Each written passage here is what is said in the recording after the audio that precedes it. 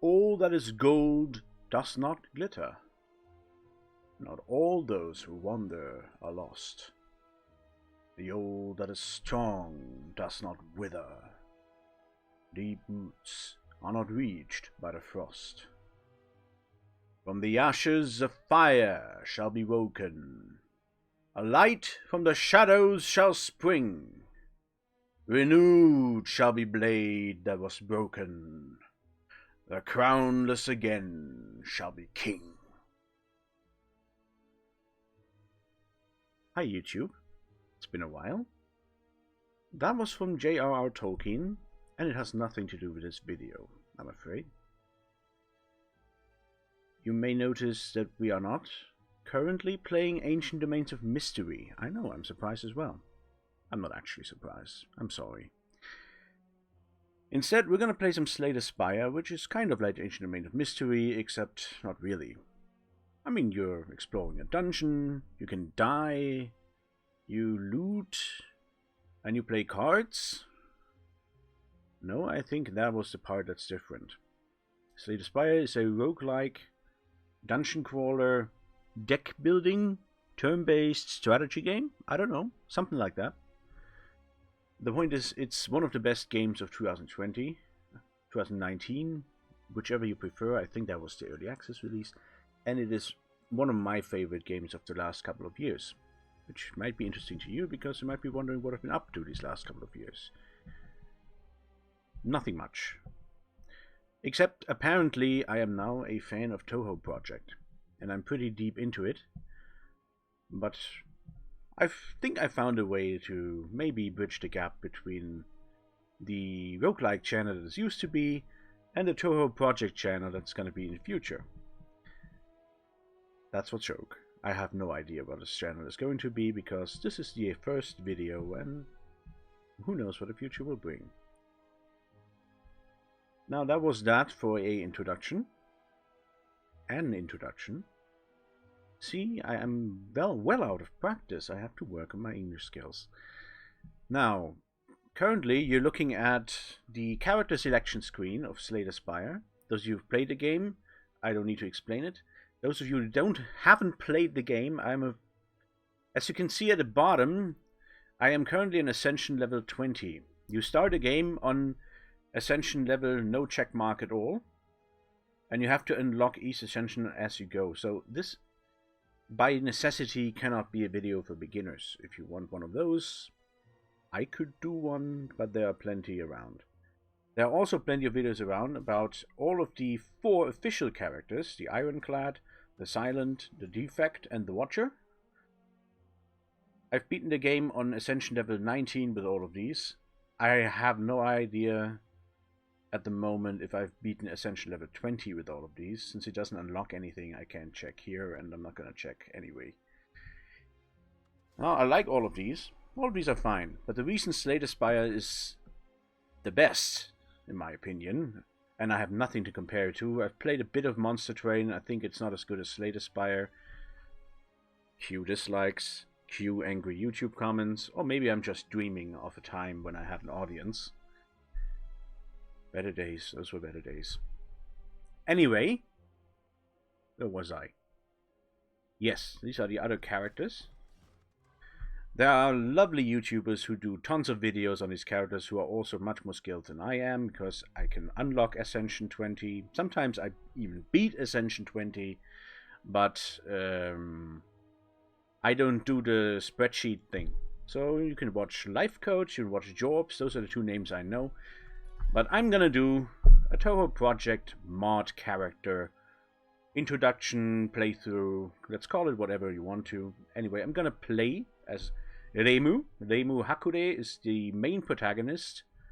The main protagonist of the Touhou Project universe. Let's call it a universe, maybe, because there's 18 games. Those are the mainline games. Then there's another 15 spin-offs. I have no idea. That was a name I just pulled out of my hat. And you don't care, so it's fine. What do you have to know about Reimu? Her character is introduced here. A freewheeling, haphazard shrine maiden calls upon the powers of myriads of gods.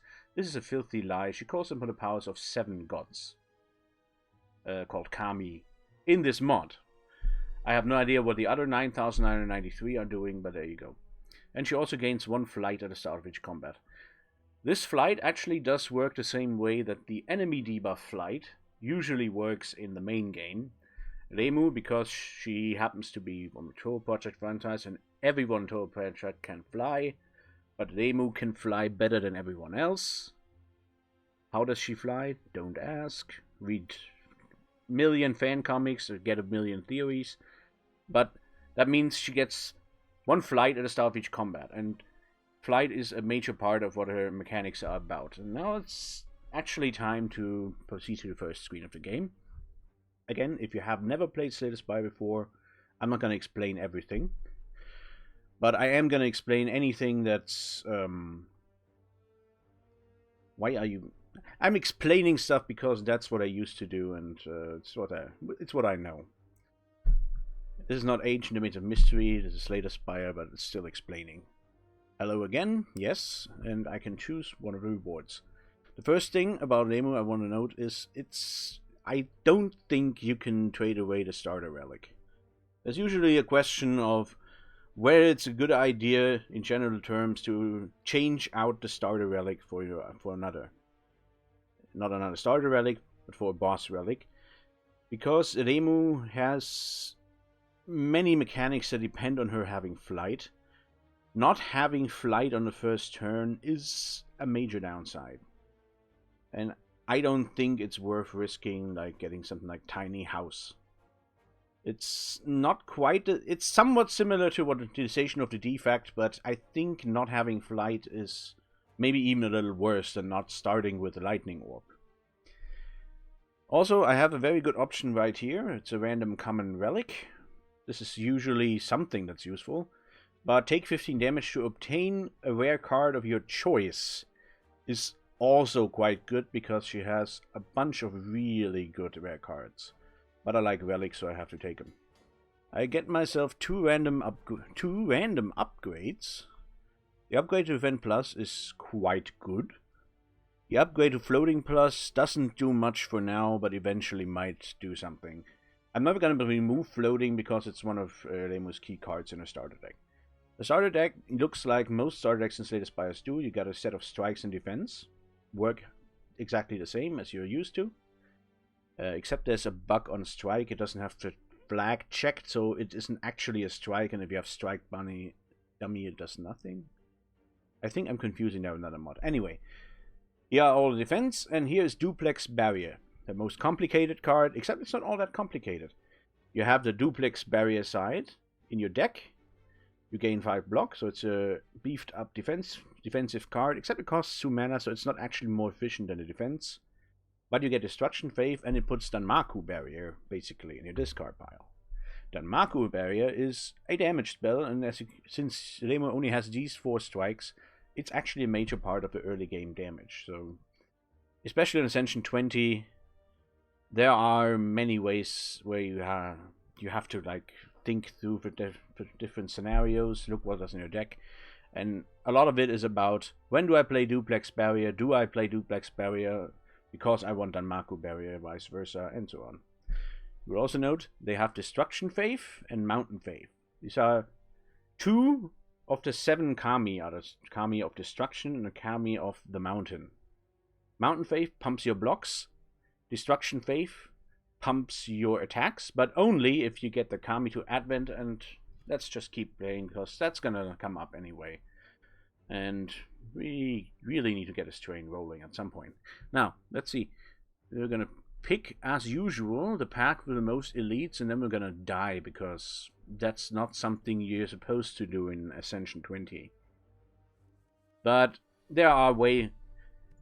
If need be, I can diverge from the path here and take a safer route, so that's fine. And so, now we've got Cultists, and once again, already we've got like a pretty complicated first turn in front of us, because there's Duplex Barrier in our hand and 2 strikes. We can either play 1 strike and Duplex Barrier, but I think it might still be correct to play the 2 strikes and delay Duplex Barrier and play Danmaku Barrier at the end and just once. But I have no idea if that's correct or not. Now, flight halves the damage of the cultist, so it goes from 6 to 3. Once I'm hit by any amount of attack damage, I lose flight. I have nowhere it's there. That's where it says it does that. So after this, I'm not going to have flight anymore, but for now I can still play a defend plus. Might as well, there's really nothing to think about here. Now, this is 32. The math I'm doing in my head is that duplex barrier plus a strike does 20 damage. Not duplex barrier, then Mako barrier.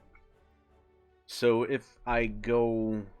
These are 32, so I need 2 strikes and a Danmaku barrier. Which means I can do this.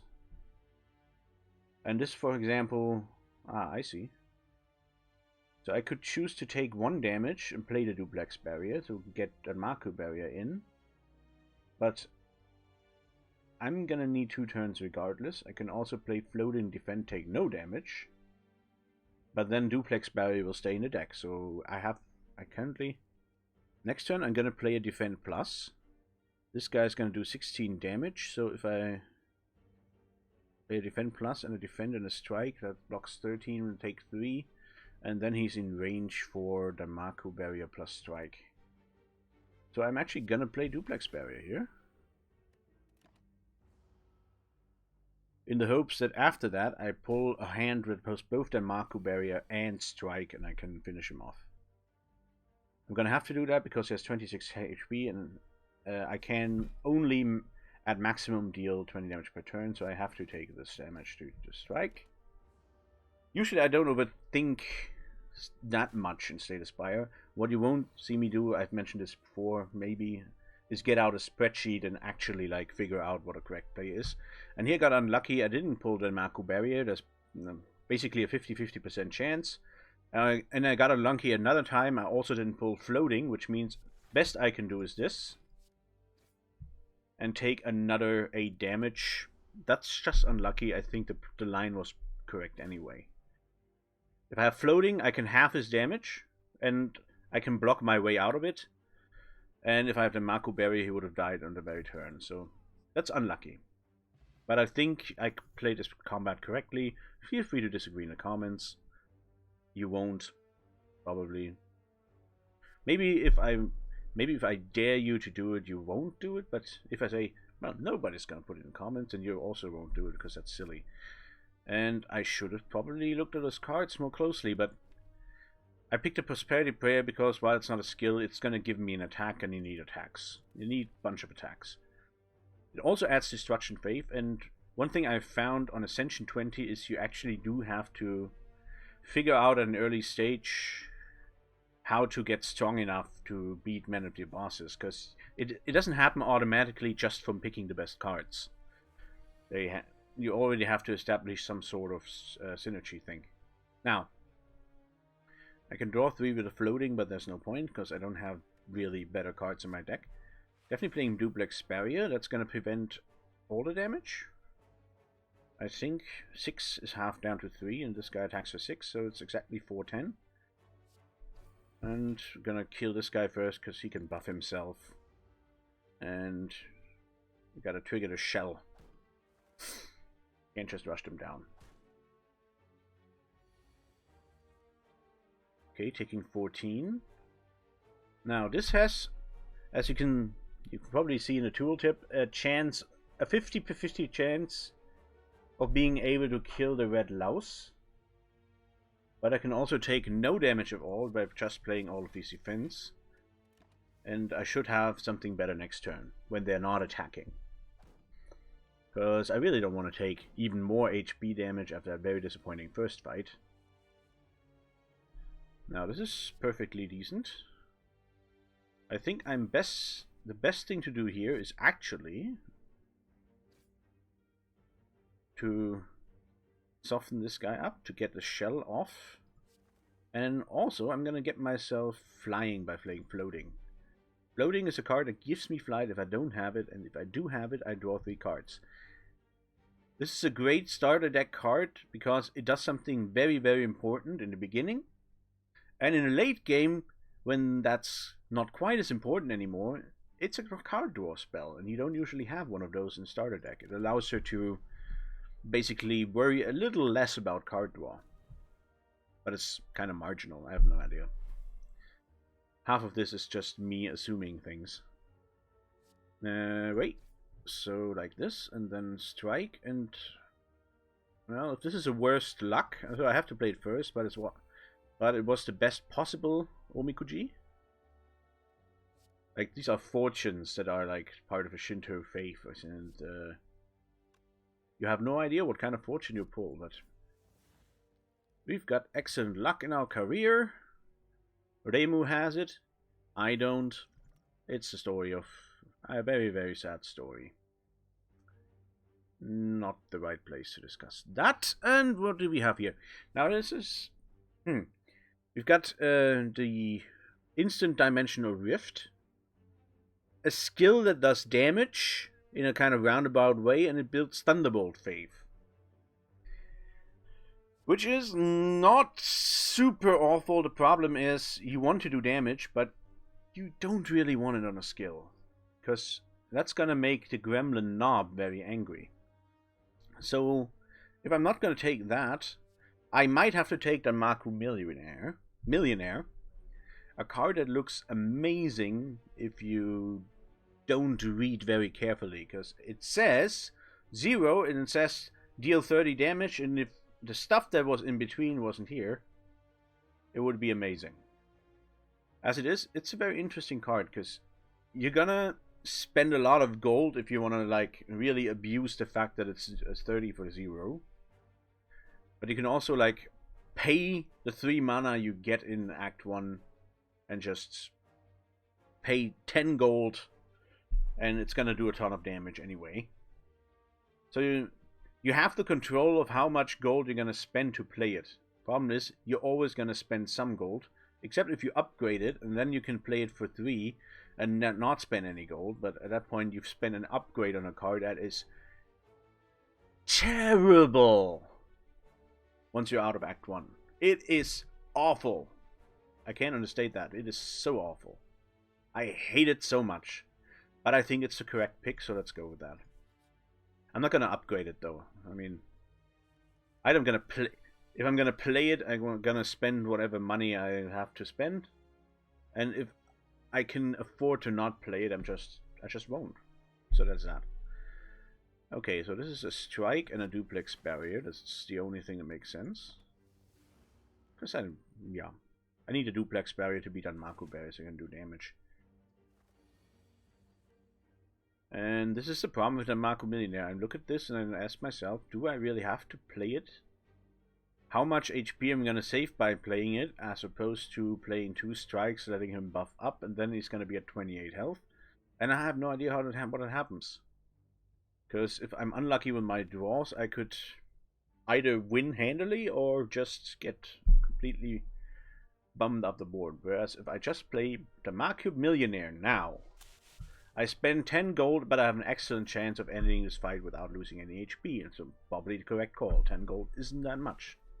By the way, the card would be amazing, in my opinion, if you could play it without spending gold. It kind of reads like you should be able to. Let's see if I can show it. Lose 10 gold for each insufficient energy. So what stops me from just playing it if I don't have any gold? I mean, I can lose gold that I don't have, I know that, but if I can play it without the energy, why can't I play it without the gold? The syntax is identical. I should be able to play this. I think if this card was playable at 0 gold, it wouldn't just be quite good, actually, because it's like basically just like taking ectoplasm, and you can go all in on that, and then you're just never gonna spend any energy to play it ever. And it's excellent because Reimu is actually famously perpetually broke, so it's a flavor win. But it doesn't work like that because you have to spend a gold, and that's why the card is awful. Now, enough talk. Let's see some action. So I'm gonna block this turn, and if I pull 2 strikes, or yeah, it's a guaranteed perfect no HP loss win. That cost me 10 gold, but I'm basically get it refunded. Got a fear potion as well, that's great. Potentially very, very useful. And now, I wish I'd seen this before than Marco Millionaire, because so if I already had Airstrike first, I wouldn't have had to pick the Marco Millionaire. Airstrike is a great Act 1 attack card. Dimension Point Drift is a great defensive card. It does basically no damage. And as you can see, if you have Flight, it's not a damage that goes up. The defensive power of this card goes up. It's one of the best defensive commons in the game, and it's an attack. Fun stuff. So, at this point, do I take Airstrike? Do I take the other thing? I think I'm gonna go for Airstrike anyway. I just have to, because you need some attacks. What can I do?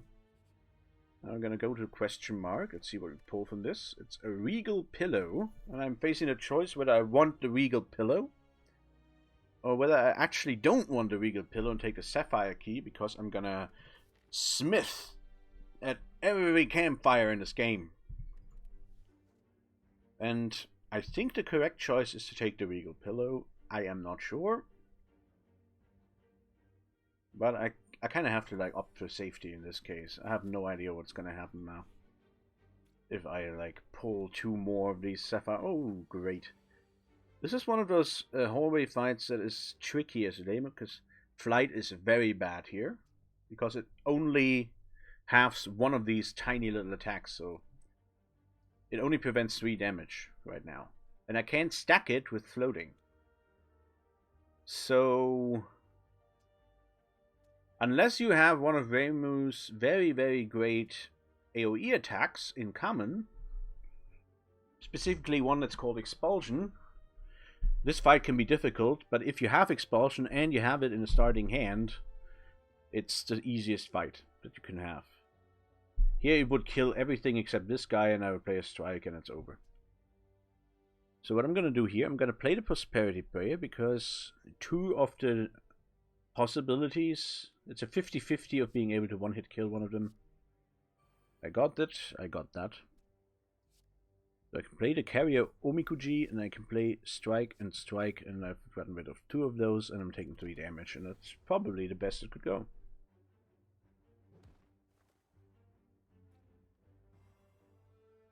So now I'm going to be weak, but I only have 3 of these to fight, so I can probably defend them. And, well, I don't think I have to play the Marco Millionaire. Really such a waste. Like, I don't need 30 damage. Not in this fight, anyway. I'm gonna still be weak next turn. I'm gonna have an Airstrike and a Strike. Airstrike gets reduced to 6. No, 5. 5, huh? 7, 6, 9. I have no idea. At some point, it's just stopped thinking, and I should have thought a little bit more, and I would have noticed that I kind of probably should have played another defend. Did I have one? Oh, no, I forgot. Okay, play this defend. Now I can play these for 10, and this also does 10. Okay. I'm gonna play the Marco Barrier, why not?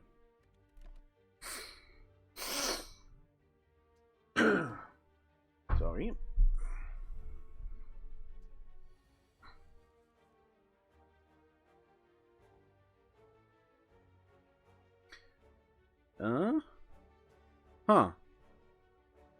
Okay. I'm gonna have to be patient for a little bit.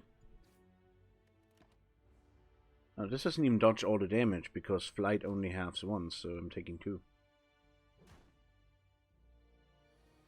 In that case, it probably wasn't even the best play. What can you do? And this is the other side of this Omikuji as a mechanic. Omikuji is one of the mechanics that you can build an archetype around. Well, one thing I like about Reimu, she has clearly identifiable archetypes and synergies between her cards, but she kinda can use a little bit of everything and also be quite powerful if she does it right. You'd have to plan for specific scenarios that you're always going to encounter, because I'm playing the normal Slay the Spire campaign that everyone knows. And there are multiple ways to approach building yourself up for the late game. You do have to build yourself up, of course, because it's a late game, it's Ascension 20. You have to be powerful, but there's nothing... Reimu doesn't really have something that is overpoweringly powerful, which has a lot of very good stuff going on, but you kind of have to have a lot of it and combine it together. You can't just ride a single thing to victory, though that is really true for just about everything else. Now I'm still gonna play the Worthless Carrier Mikoji. I don't want to draw it again. That would just be awful. Definitely not playing the Mako Millionaire. Like, this shouldn't be a problem. Yeah, 3 strikes does it. Let's keep going. Now, here's an excellent card in Act 1, at the very least. And because it also gives you Thunderbolt Faith, it has some utility later in the game. You need 10 points of faith for the Kami to Advent. It's, for some reason, it doesn't tell you in the tooltip. You need 10. If the fight goes long enough, as long as you have a card that adds like 3 or 4, eventually you're gonna get the Advent. And it can be good just to keep, not to rush getting the Advent too quickly, because getting Advent, getting a Kami to like activate and get you its effect, also clears all of your debuffs. And it's nice that you can do it multiple times per combat. If there's any way to say that Reimu is overpowered, it's probably because Adventing has this debuff clear clause. It makes it very, very good. Right, this is lovely. We've got ourselves a Gremlin Knob. And I do believe this is the right time to play a Vulnerable Potion. Now on turn 1, I'm just going to play the Floating, see if we can find something better than these strikes. And this is also fine. This is going to stack the deck and give me some of the better cards faster. And yeah, I think I should definitely spend a Vulnerable Potion here for the damage boost. That should be easily enough to get maybe a turn 2 kill, at the very least a turn 3 kill, without much trouble. So I can play Campaign for 19 times 2, 38, followed by Airstrike, 12 times 2, 24. That is all of my mana. And then take 4 or play the Mako Millionaire to finish him off for 40. If I play the Mako Millionaire straight up, it does 45 damage. So let's start off with Airstrike, because I think that has a better rate. So this would finish him off for the cost of 20 gold. I could also do it with Campaign. For a cost of 4 HP. So it's a question of whether I want 20 gold. Because that way I don't have to spend the gold. Or if I want 20 HP. No, not 20 HP. 4 HP. 20 gold or 4 HP. I think I want 20 gold. But I don't know. Leave your objections in the comments. Also, like, favorite, and subscribe, because this is YouTube in 2021. And that's the sort of thing you're supposed to do. Please don't like, favorite, and subscribe. Pick something. I mean, personally, I just subscribe to people, because I just want to see their new videos, and that's it for me. And sometimes, if they say something stupid, I'll put down a comment that says, hey, you said something stupid. And he's going to say, yes, of course I said something stupid. I'm only human. And I go, yeah. Nah, I don't get answers. Nobody replies to my comments. Now here we've got a rare. With Reimu you can't auto-pick the rares, because there's some that are good and some that are only good in certain situations. And some are just awful and you shouldn't take them ever. Now, the other choices aren't particularly great, though Rain Dance Ceremony, at least once you're out of Act 1, the Gremlin Knob is no longer a factor. You can just take this. It's bad against Time Master, but not so bad that you'd like you won't appreciate the extra point of energy in literally every single other combat in the game. Also, sometimes you can play it from the exhaust pile or something and get a little bit of extra value.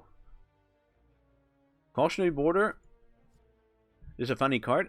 First of all, it's a block card, and it's not really what I need right now, but it's notable for being way better if you upgrade it. Because Vigor basically powers up your next attack, so it's basically damage. You could think of it as doing 5 damage and giving you 8 block.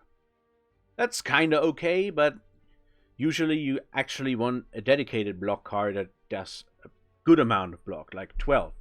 If you upgrade it, it suddenly does 12 block and 8 vigor, and suddenly it's just a great deal anyway, because it is a great block card, and the 8 vigor can really take advantage of that with multi-hit attacks.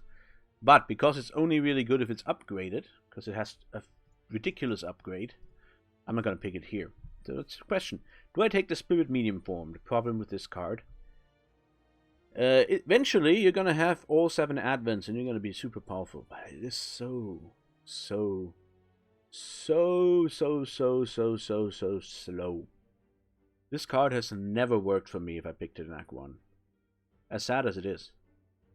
If you upgrade it, it gives you 6 random faith, which is actually quite a lot more, because then you only need to trigger it twice for the same faith and to get the advent. So Spirit Medium form, I can pick it, so I'm going to take the Rain Dance Ceremony and hope I don't fight Gremlin Knob again, because that's probably going to happen now. Right, okay, you have the choice. You can go for the Regal Pillow Rest and heal to full HP, I think. Yep, 2 HP is wasted, actually. Because I don't have enough max HP. Question is, so there's not going to be a campfire in between these elite fights, so I think the correct call is actually the rest. But I'm going to make double sure by checking. Well, there are some good upgrades to make, though. So I'm not sure. I don't really have amazing attack power. Huh. That's a little tough. I really want to upgrade. Like, there's multiple cards that really could use the upgrade, including Prosperity Prayer. It basically removes the worst luck option. So instead of 0, 7, 14, or 21 damage, it deals 7, 14, or 21. So the average damage goes up from 10.5 to 14. Expected value, I think. Don't check my math. It's going to be depressing for me. This can be, because this deals double damage, and this also deals double damage. Both of these are great upgrades. Campaign being the slightly better one. Yeah, definitely.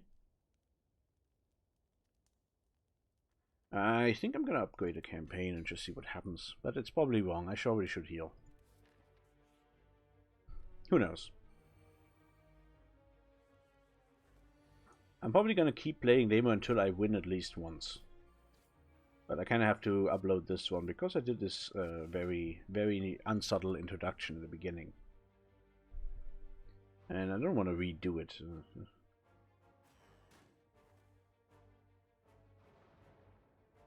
Also, isn't this entertaining? Aren't you having fun watching some guy play a game?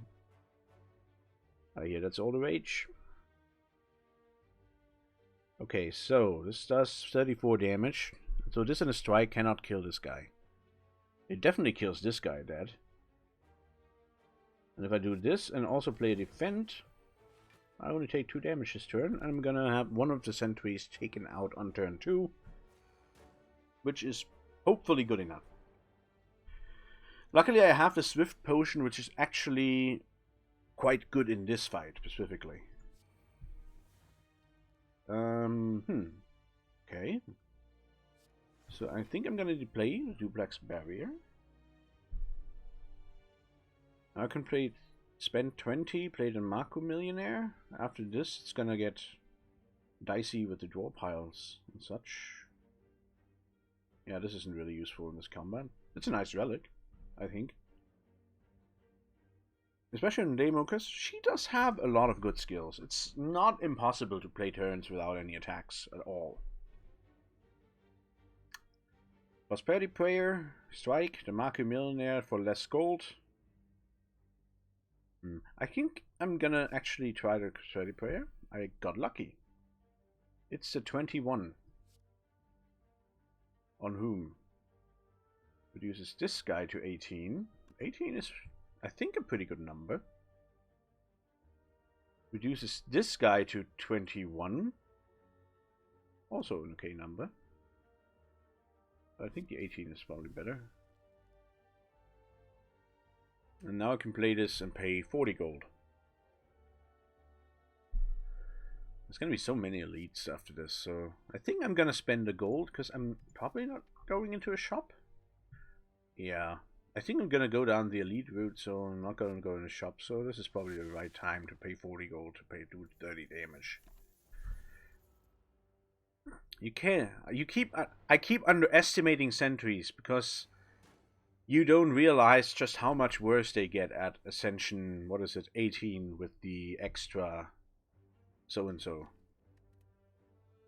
Once again, I have the option of playing the Mako Millionaire. It's a little cheaper here. I only pay 10 gold. Oh, that's right. I didn't need to play the defend. I could have just killed him and paid no gold because of Rain Dance Ceremony. See, it pays to take me.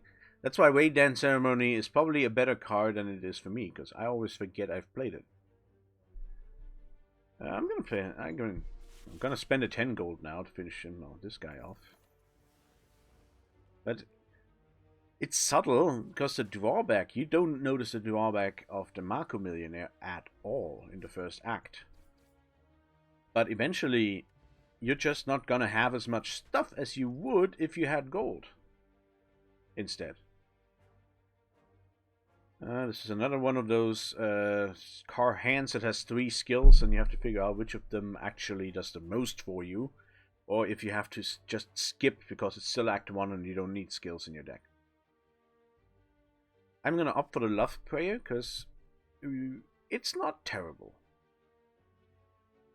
You get a Sun Faith, and you get your energy refunded if you hit poor luck. So it's only gonna hit you badly if you hit worse luck, and because this is Act 1, you can usually do something with extra energy. And in later acts, you can usually also do some of the extra energy, because Lemo has a lot of very nice cards that are a touch expensive. And if you have a little more energy, you can usually have some great turns. Not a chest, and no, I can't. I have to get the ice cream. I mean, that's just obvious. There's no way I cannot take ice cream here. So all I have as support in this combat is these Swift Potions and a card draw from Centennial Puzzle. I'm already faced with a bad starting hand. I'd love to have Airstrike in my starting hand, because right now I have Flight. But I don't want to really draw into Campaign, because right now it wouldn't really do any damage. So that's good, that's bad. The other option would be to play Duplex Barrier, so it can come back as the Mako Barrier, which it would, thanks to a Swift Potion, fairly quickly. Let's try it. And of course I had the third option, and I am horrible at this. I could have just played a Strike and stacked up my energy with Ice Cream. That was definitely the right thing to do in this case. I'm too used to just playing Duplex Barrier when I have nothing better to do for the buff effect. And oh, this is already not great. This Rain Dance Ceremony, in exactly the context where I don't like it. Am I going to try and draw something else, or I'm going to try and make this work? I mean, I can certainly play the Mako Millionaire. Pay more gold.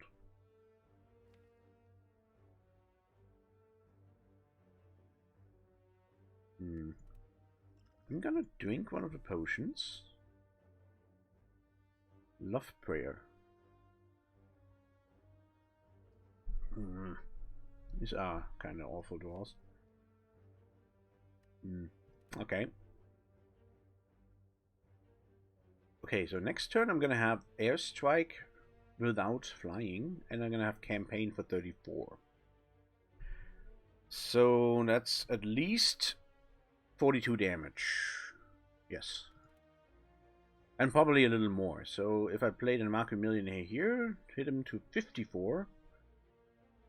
And I add 1, 2, 48, 2 strikes. That should be good. Costs another 20 gold. No, 30 gold. Oh, fuck off. And I'm taking 4 HP. And I completely forgot I'm gonna draw a ton of cards now. That's good. And, well, yeah. It happens exactly the way I thought. And, yeah. It can pay off, like, to actually calculate things. Touhou. Lovely defensive relic. It is even lovely on Nemu because she halves her damage, so she often would take like 4 or 3 or 5 damage that was halved down from 10 or 8 or 6. And usually you'd get whittled down, but with Touhou I get whittled down a lot slower because it all gets reduced to 1. Like, it's practically a Nemu, even though this is part of the official game. I kind of consider it a mod relic, because Reimu Hakure is a shrine maiden, so she has a shrine. The shrine literally has one of these in front, and it's really good for Reimu specifically. Now here, quick point of consecration. This card is very... It does something that Reimu otherwise doesn't really do, and that's passive block. It's reliable block, and it's gonna be important to have that in the hard fight. But we're still in Act 1, and right now it does nothing. And it's not upgraded, and you kind of want it to be upgraded because it only costs half as much. So I probably can't take it. Question is, do I take anything else? Instant Dimensional Rift combined with Campaign actually gives me a fairly quick Thunderbolt phase. That is quite okay, but it's otherwise not a particularly excellent card. And I am extremely suspicious of Emergency Takeoff. Thing about this card, it's not really a card that you play to defend yourself, and I wouldn't even recommend upgrading it, because it's one of the few cards, and I think this is a bit of a rule break, a bit of a design flaw, that the drawback gets worse with the upgrade. And I think 2 vulnerable is often worse than 2 flight is better than 1 flight.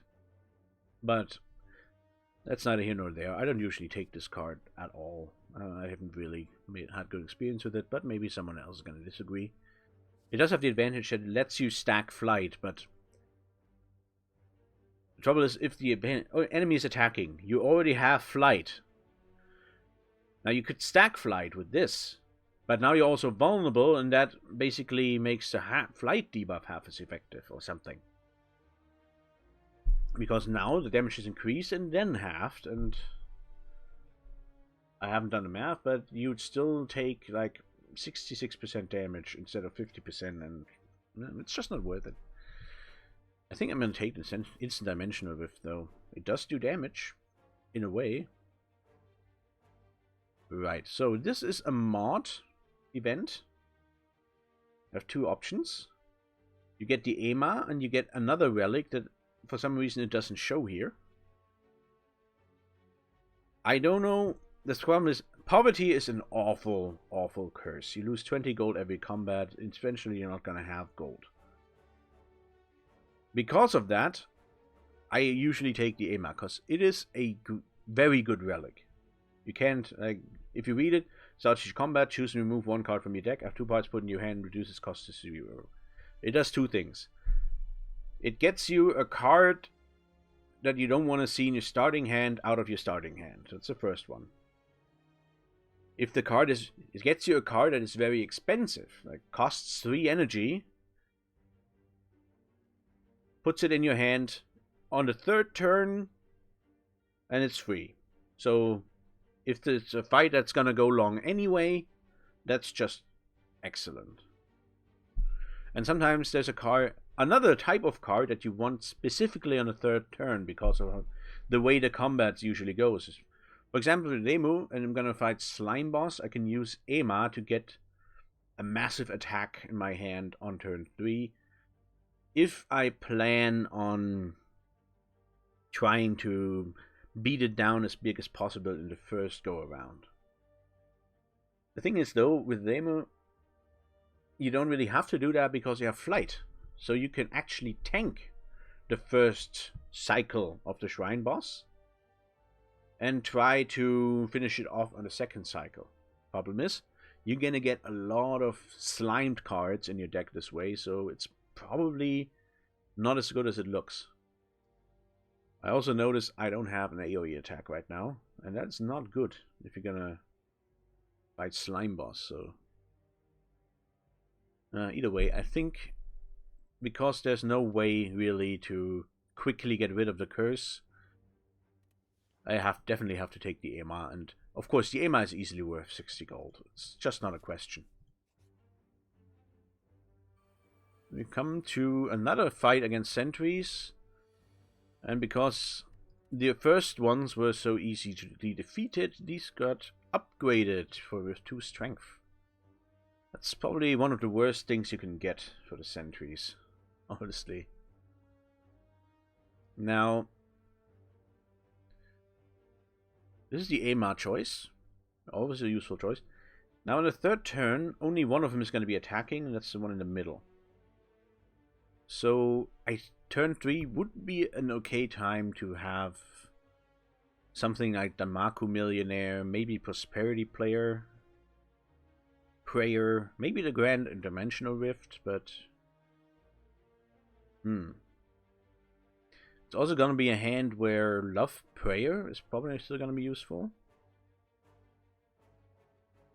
I don't want floating in my starting hand, but I'm not sure I want it on turn 3 either. I want to pull Campaign early. I want to pull it on turn 2, so I'm not going to take Campaign. That is the one where I would get the most like HP from it. I think I'm actually going to take Duplex Barrier because it's just not going to be good at all. But if I get it put 3 on turn 3, it's going to block exactly enough damage. Oh wait, they're going to need a 12 for the piece. Well, still, it's fine. This is correct. I'm very, very confident about this. For some reason. Play to defend. That blocks all the damage. Instant Dimension Rift deals 12. This deals 10.5 on average. And play Prosperity Prayer. I rolled myself a career on QG 0. I hate my life. And yeah, spending 40 gold on Diamond Millionaire, definitely the right call, I think. Because I'm gonna get Duplex Barrier in turn 3, I don't really want to like kill this guy off directly, especially since I already played my defend. I'm gonna kill something now. Hopefully. So I have Floating and Airstrike. And I have a Rain Dance Ceremony, which I can just play, that's not fine. Definitely taking Floating. This gives me a boosted Airstrike. This is why Airstrike is the best common in Act 1. 16 damage, 1 energy. It's just the best. And, if you don't have Flight, it still does damage. There's no downside, really. Also, you get Wind Wave, and, well, it takes a while to get Wind Wave with just an Airstrike, but if you have a second one, and you have some other sources of Wind Wave, eventually you're going to reach 10 Wind Wave, and then you're golden, because 10 Wind Wave gives you 1 Flight every turn. And this is going to finish off this sentry. Next turn, I'm probably gonna draw a campaign. It's very likely. Oh wait, I'm gonna take damage, right? Oh, that is actually not great. Because if I'm gonna take damage, I might draw campaign now as a result of this. Oh wait, no. I get to keep those cards. I'm an idiot. I have no idea what just happened. I'm just dumb. So the free Duplex Barrier doesn't really do anything, because there's not really a good reason not to just finish this guy off with the campaign. Definitely playing the Love Prayer. Romance. Love Prayer is especially good with Ice Cream because there's not going to be ever a situation where I don't want to not play a Romance Prayer. I don't have to save it because it gets saved anyway. Can play it right away. Duplex Barrier is free. I can play that and play 3 strikes. There's not really much to think about. And I think that's going to be a very safe elite fight. But I've spent a lot of money on Danako Millionaire already. Eventually that's just going to be awful. So, what do we have here? Well, there's a chance I can get the kill this turn with Prosperity Player. But I didn't. I'm 1 damage short. Lovely. I can halve the damage I take down to 6 with a floating. Or drink a Swift Potion. And probably... it's not even that likely, is it? This is our 11 cards. 2 of which are hits. I'm going to take 3 draws. 2 out of 11 times... And this times 3... I mean... Don't scrutinize the math, how I'm... the math I'm doing in my head is correct. Don't listen to what I'm saying. And it's not even that likely. So, yeah. I'm going to keep my potion, thank you. And, well... There's no reason to wait another turn if I can get the kill with Instant Dimensional Rift. This is why that card is questionable, even though 12 damage is quite a bit. Because it works like this. Oh, lovely. This is exactly the relic I've always wanted. Now we've got... Oh, okay. This is an okay rare. It's not great. It's not terrible. You don't really need the artifact, because you're Lemo. You can clear debuffs with Advent. And the Kagura Ceremony is okay, but it's in a discard pile. It's going to take a million years to find it. It's a little bit better if it's upgraded, and of course it's way better if you have something to do with the artifact that's broken. Now, this is one of the best uncommons in the game. There's not even a question about it, because you get 1 flight and a free attack. The 1 flight makes it. Because it also only costs 2. The only thing that's sad about it is that you only have it like 1 time in combat because it exhausts. And this is a solution for that as well. Isn't that lovely? So Mountain Wind, great card. What it makes it particularly great is that it's a tutor. You get not just any attack, you get your best attack. I can get my campaign. Except the enemy has many attacks that basically do defensive jobs. I can also get, if I have one, an Instant Dimensional Rift. Or any number of other good attacks that are right for the current situation. There are some that also give block, for instance, and sometimes block is exactly what you need. So, okay, he's gonna hit me for 13 on turn 1. Now, it's not gonna be very likely, even if I pull campaign my starting hand, that this is a 1 turn kill. What do I want on the 3rd turn? I mean, there's stuff I don't want on the 1st. Okay, I'm gonna go from this end. Do I want to... Oh, wait, no. Defensive cards aren't bad either. Because... it's probably gonna go longer than 2 turns. I think I'm gonna take Mountain Wind because that is a card you don't want to see in the starting hand, and it costs 2. On the 3rd turn, I'm gonna have a full discard pile. That's the correct one. That's the one. It's gonna go Instant Dimensional Rift. And Duplex Barrier. And take the hit. And this time I'm gonna save my gold. I think I can do that without. Because if I pull campaign now, like, this guy is practically dead. Also because I also have extra energy. Floating. Strike. Defend. And strike. That should be fine. Did not lose any HP, and it's pretty important that I don't lose any HP, because I think, isn't there not? No, wait, I'm done with. There's still 1 hallway fight left before I get myself to a campfire, and there's still some nasty hallway fights left that could really like trip me up. But yeah, that was an easy win. Easy win. Flex Potion, lovely on Remu. If you can like Common flex potion is you can't usually advent on the first turn, so you'd have to like slowball a flex potion if you want to abuse it until you have an advent, but you've done a whole lot of fighting up until that point when during which you didn't have any boost. So it can be difficult. A second mountain wind, I don't think you can have blue. You cannot, definitely cannot have too many mountain winds. It's impossible. So it's these guys. Okay, lovely. What do I want on turn 3? So, let's see. Campaign 1-hit kills one of these on a starting hand, so that's good. I mean, yeah. I'm just gonna take Mountain Wind on Reflex in the future. There's just no reason not to.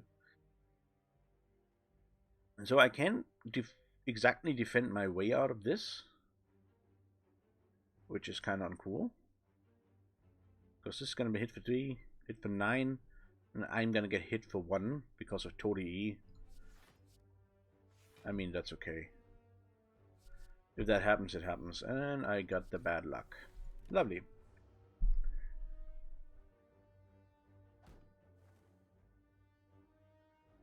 Okay, so I can't do math.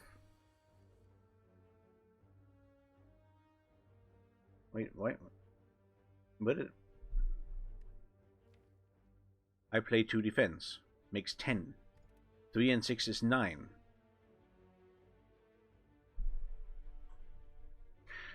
Okay, that's first grade. That's where I'm at, apparently. I am an old man. But this is 13 and this is 12. So there's another turn where I don't take any damage. Right? Can I do math? 7 minus 6 is 1. I'm still at 14 HP. Very good, Marius. Very good, Sylphir. Yes, my name's Marius. Now you know. Kinda sucks. Oh man, I mean, this shouldn't be trouble. I mean, a mountain wind going, so just start with a Sun Faith, get it refunded, but I still have Sun Faith right over. And go like this, get it back with Mountain Wind, go like this, start a campaign, and now I just have to find 10 damage in the next 4 cards. And I hope it's not gonna have to beat the Mako Millionaire, but it doesn't because I can tank another turn with this stuff. But I don't have to. We've almost made it. Okay. Begone Swift Potion. I want a pink potion. Picks a random Remo card. I think it's on the same rarity as the attack potion, the skill potion, and power potion, and I think it's worse because it's less predictable. It's just less predictable. You have no idea if you're gonna get something useful because you just don't know which of Lemu's cards you're gonna get. Whereas if it's an attack potion, you know you're gonna get an attack, so you can plan. There's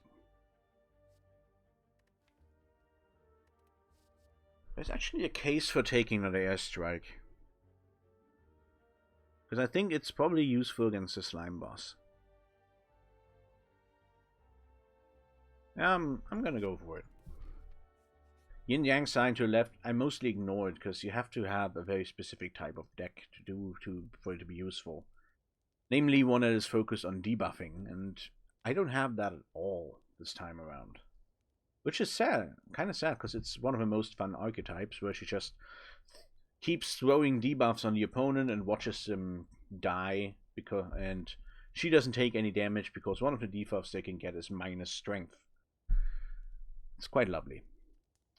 So I couldn't upgrade at least one of these airstrikes for more top damage, or upgrade the duplex barrier so it's better. It's nice to have cards that are better. I can also upgrade the love prayer, which guarantees that I won't lose energy on it. Not really necessary though, I think. I mean, I have ice cream, energy shouldn't be a problem, right? Yeah, I'm gonna take the airstrike because I'm gonna play Mountain Wind. Each Mountain Wind, if it takes an airstrike, that's a lot of damage over the course of combat. So one of the airstrikes should be upgraded. I don't need the other one to be upgraded at all, I think. It's mostly because it's also gonna trigger Wind Wave and that kind of thing. So, yeah, it's turn 3 Mountain Wind again. Yeah, that's not really... Or it's Campaign.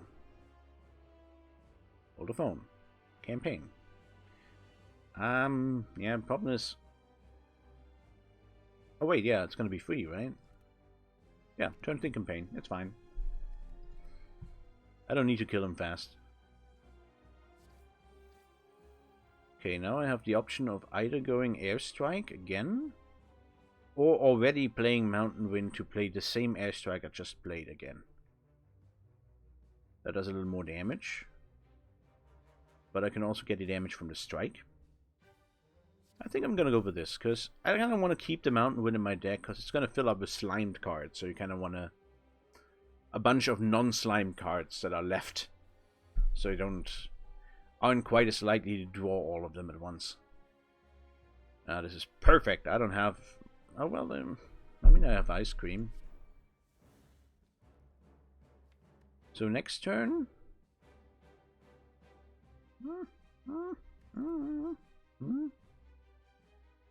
Play both strikes. Don't play both strikes. I think I'm gonna play them. Keep the last point of energy around. Puts me at 5 energy on turn 3.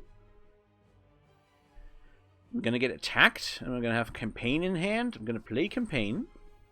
I'm gonna go Mountain Wind. Get back my Campaign. Play it again. Kick myself, because I forgot this guy is no longer attacking, because I hit him down. I should have taken the windy attack thing. I am so stupid. That would have been 22 damage instead of 17. I'm gonna do... I did it because the Thunderbolt Wave is gonna be really, really important pretty soon. That's the reason. Get a career. Play another strike. Realize I probably should have played a Flex Potion. That would have been a kill. But maybe I can get a kill with my Pink Potion instead. There are no debuffs. This is bad. This is an AoE attack, but it's otherwise also bad. Every unique debuff. So that hits it to 15. This is going to hit it to 22. Nah. This is so bad that I'm going to do it anyway. Well, let's see what kind of nonsense I can pull here.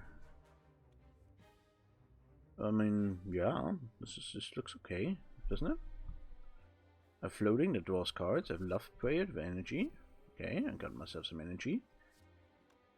I can play floating. This is still not enough to kill anything. I have 2 flight stacked, so I don't really need a lot of defense. I mean, right now these guys have lethal on me, but I have defense in hand. I'm going to play the Grand Dimensional Rift, because that guarantees that a fight will be over here. Because thanks to... where does it even say it? Wait here. Thunderbolt Wave. When hit by an enemy, apply Divine Punishment to that enemy. Now, of course, it doesn't tell us what Divine Punishment means. It's a debuff that does 20 damage. These guys have 15 damage.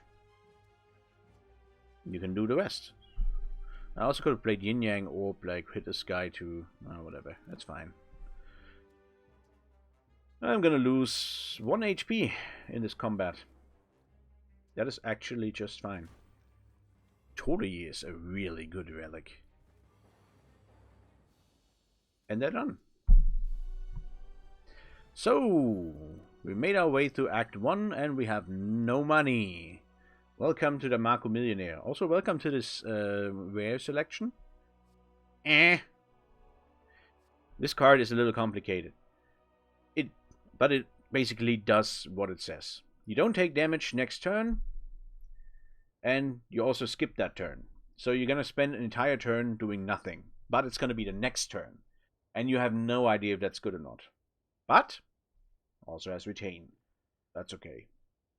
So you can wait for the right moment to play it. Otherwise, it would just be god awful. This makes it just a little awful. But I don't really have to think about it because there's Kami Ceremony, and this is the Faith or Advent support card that is much, much more playable than this one. You just get one Kami, and because you're guaranteed to get one Kami, you're also guaranteed a debuff. That means you can like still plan on this card doing something useful. For instance, I already have a Flex Potion with Kami Ceremony, that's just fine. Ideally you want to upgrade it, because then it costs just 1 energy, and that's better. Oh, that is wonderful. And that was sarcasm. Actually, yeah, I can take Philosopher's Stone. It doesn't really matter, even. Because Philosopher's Stone is really bad against enemies that deal a lot of hits. But I have Torii, I don't care.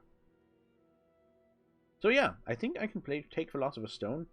This is Velvet Choker has the usual problems, though it's probably playable on Demo because she usually has expensive cards. She doesn't throw around a lot of free cards unless you're into that sort of thing and play an Omikuchi deck. So nah. And then of course there's Astrolabe, which is always pickable, but the 4th point of energy is better, I think. Otherwise, I mean, I could Astrolabe 3 strikes, but maybe not necessary. Right. Okay, let's see. There's a path with 4 relics. I mean, 4 elite combats. Which also includes a shop. Thank you very much, Danmarco Millionaire. I hate you so much. Also haven't removed a single strike so far. I think I'm gonna get Kami Ceremony for free. Because I'm actually gonna get a debuff in this combat, right?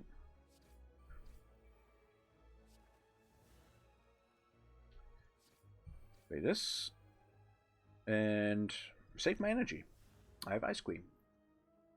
I gotta remember that stuff. See, and on turn 3 I'm guaranteed a debuff removal. And play Campaign. Also play this Airstrike. And I only need to hit Poor Luck to get the kill with Prosperity Player. Well, I mean, sometimes you don't get anything from Ema because you managed to win first. Okay, it's an already upgraded Quick-Witted Consecration. Makes it a lot better. And Separation Ceremony is also a very good card. It costs 1 energy, that's not great because it also does nothing, but it gives you 5 Destruction Faith, 5 Mountain Faith. That's 1/2 of something. With all the other cards in the deck that give you Destruction Faith and Mountain Faith, this is a pretty good accelerator for the Faith engine. And Destruction Faith and Mountain Faith are just useful. Always. Mountain Faith is potentially great because of the bonus to defense. That's potentially a lot more useful. But I think I have a good spread of defense. So Quick-Witted Consecration, especially because in connection with Flight, does a great job. Remu doesn't get a lot of good blocking engines because she has Flight. She has to combine them both, and if she had too much block, if she had the kind of block that, for example, a Silent had, and on top of it had Flight, she would be unkillable. This way she's kinda unkillable.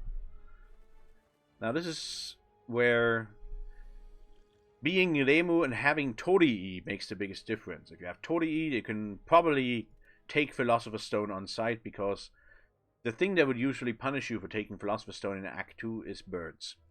But if you have Torii, you don't care. This is the same as 1x6.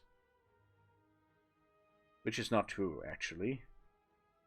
Now that I think about it, because if you have Flight, 1x6 gets half to 0x6, and Remu has the easiest fucking time in this combat that anyone's ever had.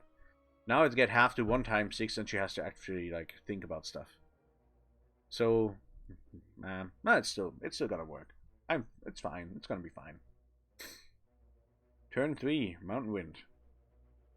I mean, it's still bad on the first hand. I'm probably would be fine, like, having duplex barrier in the first hand. I'm not sure about campaign here, because it's not going to kill anything here. But it's probably going to kill something on turn 3, so I'm going to put campaign back. Oh, lovely. Would you look at this beautiful hand? I am in awe. I have never seen anything quite like it. And now Philosopher's Stone is actually really bad. Because if I didn't have Philosopher's Stone, all of this would be 0 times 6, and the lovely thing about flight is you don't lose flight if you don't take any damage. So here I would lose up to 18 stacks of flight if I didn't have Philosopher's. Because I have Philosopher's Stone, I'm gonna lose 18 stacks of flight if I had more than one. Without Philosopher's Stone, I lose no stack of flight. So this is like the extreme example of how good flight is in connection with enemies not having one strength. And how bad Philosopher's Stone actually is for Demo. So actually now I think I should have taken Astrolabe. I completely did not think that through. I am so sorry. You had to see that. Oh well, let's see. I guess I can get a power. Is there any power that I can get here that like does anything? Okay, Universal Spirituality. That's basically like having one strength. A little bit better because you can stack it up. But since you pay 2 energy for it and it gives you basically like maybe 1 or 2 strength if you convert it. Questionable. But then you have only Binding Circle, but I think it's too slow to really deal with birds. On the other hand, Constrictor doesn't get reduced by flight. Oh, God. Stupid birds. And now I can just throw strikes at them, but why would I even do that? Because I can't remove the flight, and it's just gonna get halved, so no. I have Ice Cream. Lovely, lovely, tasty, tasty ice cream. Yes, I want to play Mountain Wind and a Strike. That's exactly how I planned this game to go. Oh, God. Oh, well, I mean, Torii still held it, like, down. It did what it was supposed to do. Okay, I have 8 energy now. I still have 8 energy. Lovely. And, okay. So, the way it goes is 2 times 6, 15, yeah.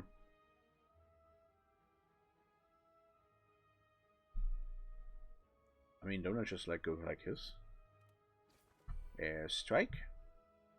Get me a Mountain Wind. Get back my Air Strike. This is going to deal 5 damage. It's going to be 4. Go Air Strike, and Strike. Then I'm also going to play this Air Strike on... which of these two? Like this one? Play Defend. Get hit down to 2 defense. This gets reduced to 1. So I could save my energy. Or just play Duplex Barrier anyway. Oh wait, no, this gets back doubled up. So yeah, I have to play Duplex Barrier. I think this is going okay. Except for the big chunk of damage I already took on turn 1, but it is what it is. Take another one. Thank you, Torii. And a lot of these guys are basically dead now. And I have my campaign here. Except, of course, it's kind of wasted. I'm gonna play Critical Consecration. Gonna play the Kami Ceremony. I'm gonna get 4 block at the end of turn, so I don't have to play the thing. This guy's gonna die next turn anyway because of Constricted and Oni Binding Circle. So what do I do? This is gonna get me another point of block, isn't it? because I'm gonna get Thunderbolt Fave on. I mean, I have to play it anyway. Yeah, sure. Let's go.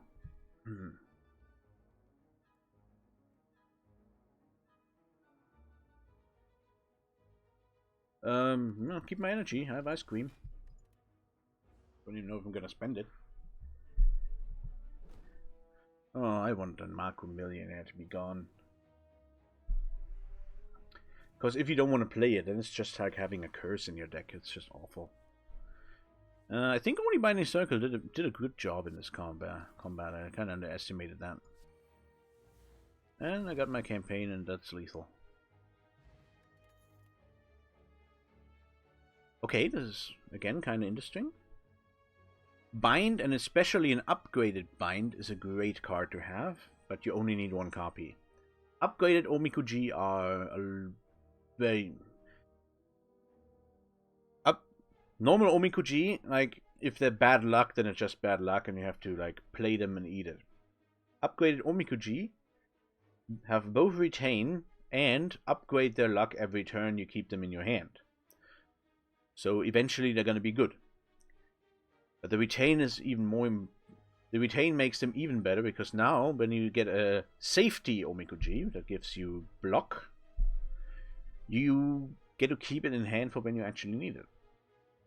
On the other hand, Separation Ceremony, also a good card. If I had Dream Battle in my deck, I would take this. But I think I want the Bind Plus because of the Omikuji effect. It is going to make my starting hand a little worse if I don't increase the number of Omikuji cards in my deck. For example, with something like Orrery. So, without the Mako Millionaire, I didn't keep count, but I probably would have had like 400 gold or something. So it really does, like... Eventually you're going to notice the difference. Sadistic Nature, meanwhile, usually a great Remu card. If I wasn't on track, currently on... Let me count. Yep, there are exactly 0 cards in here that give debuffs.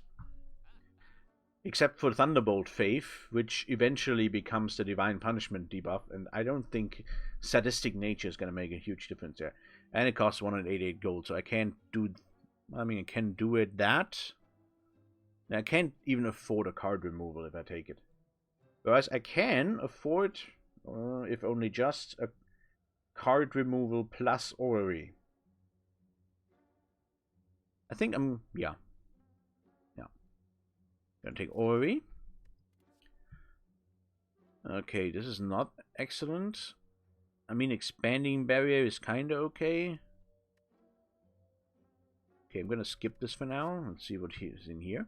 Here's a debuff card. It's called Evil Sealing Circle. It's quite good, but it's... Between that and Dimensional Point Drift, I'm not even sure which one I would pick. But it is upgraded already. Dragon Slaying Circle... You have to pick it early in Act 1 because it is amazing at that point. And later it's like Hyper Beam. It's gonna kill your... It's just gonna kill your scaling and it's gonna be a curse. Whereas 9 Syllable is actually quite good, so that's probably the one I would pick from them.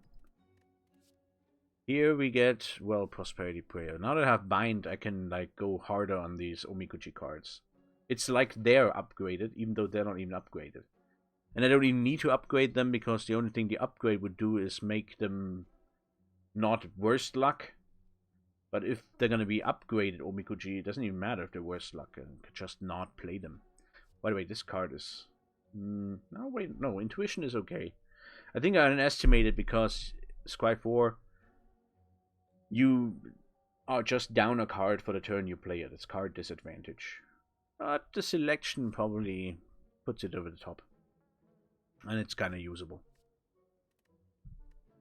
Was that the last one? No. Oh, and here we got Dream Battle. Play a random card when this card is drawn. So if you can, like, put this on top of your deck, it's a pretty good power boost. Usually a random card is just good to have for free. But it's also unpredictable, so it's kind of up to you. I'm going to take the Dream Battle then. I'm going to take the Prosperity Player. I'm going to take the 9 Syllable.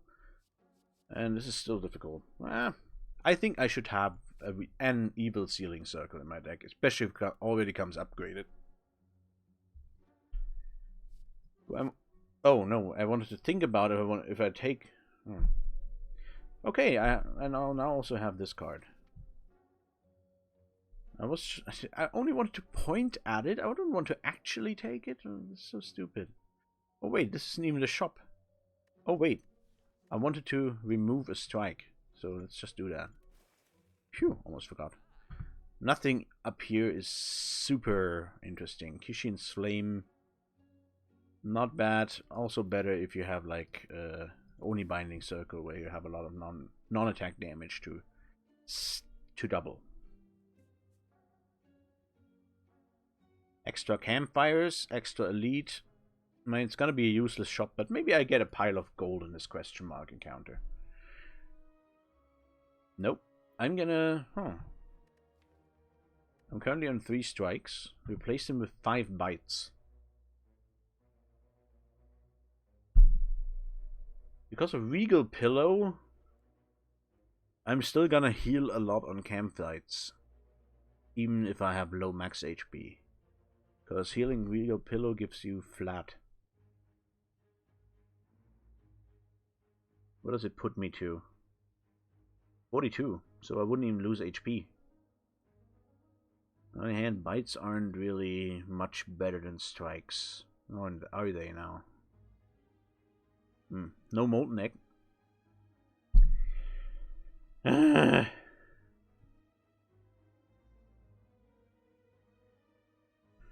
If I had 4 strikes in my deck, I would do it, but now that I already removed a strike, and there was probably a case to be made in hindsight that I shouldn't have removed it, and should have removed it after this question mark in the next chop, just in case I hit this event, but who calculates that sort of thing? It'd have to be insane. Refuse. Because I'm Reimu Hakure and I'm not going to be a vampire. Wait. Oh, wait. Yeah. That's the one I expected. Oh, huh. I can't buy anything. How about that? What a surprise. Oh, wait. This is Ascension 20 Act 2. So I'm going to get absolutely slaughtered by the elites. Lovely. I think turn 3 is probably where I want my Kami. No, I kind of want it in the starting hand, though. Yeah, Mountain Wind. I think Mountain Wind. Because I'm going to want my flight up at all times in this combat. And on turn 3, there's a chance I don't have it anymore. And it also has a better selection of stuff to pick from. And in the early turns aren't going to be that much of a danger. Now we're going to get our Bind. Quickly and Consecration doesn't do anything yet, but might as well play it anyway. I mean, now it does something. It gets me 1 block. Make him weak. This is not even gonna be better now, right? So this is gonna draw cards, but I can't play any of them, so no, whatever. Taking 2. Thanks to Tori. Also drew a bunch of extra cards, which is lovely. Got me 5 energy. So this is where I would have to consider drinking the Flex Potion so I can place Kami Ceremony. But because I had Evil Binding Circle in a starting hand, I have probably realistic prospects of ending the fight without it. I can delay the decision, play this first. Good, very good pull. Very good draw. 6 times 3, play defend. Get flight. That's it. That's good enough.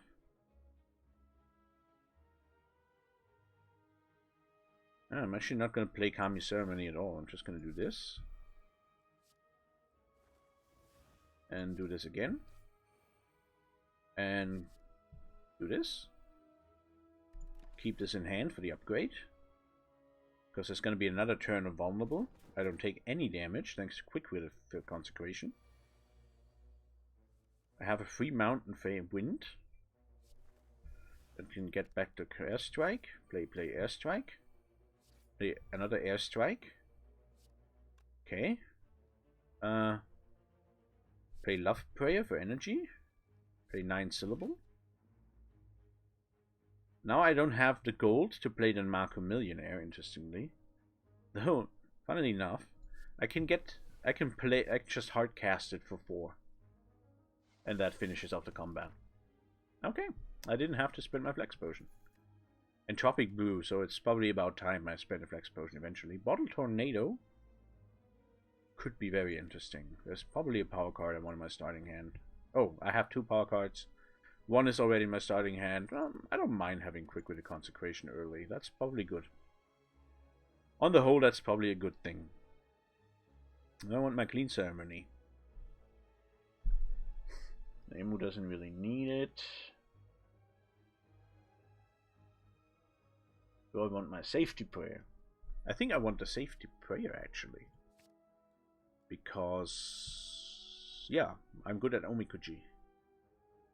Bottle Tornado on Quick with Consecration. That's fine. It's a power card I actually do want on turn 1 most of the time. Okay, this is where I can upgrade something. So I'm going to upgrade either the Kami Ceremony, I think. Or it is basically that, isn't it? I mean, kind of Duplex Barrier. Because it's a good bit better if it's upgraded. But a cheaper Kami Ceremony? I don't know. I mean, I'm going to play this on site always, and there's probably going to be just less clunky then, if it costs only 1. But I might be misplaying that. Maybe the upgrade should have been on even the Mountain Wind. Though, since I have multiple of them, my deck is already at like 29, which is kind of on the fat end of the spectrum. I'm sorry, Demo, I didn't mean to call you fat. Your deck is fat. Your deck. Don't want to mix up any of the vowels here. What was I?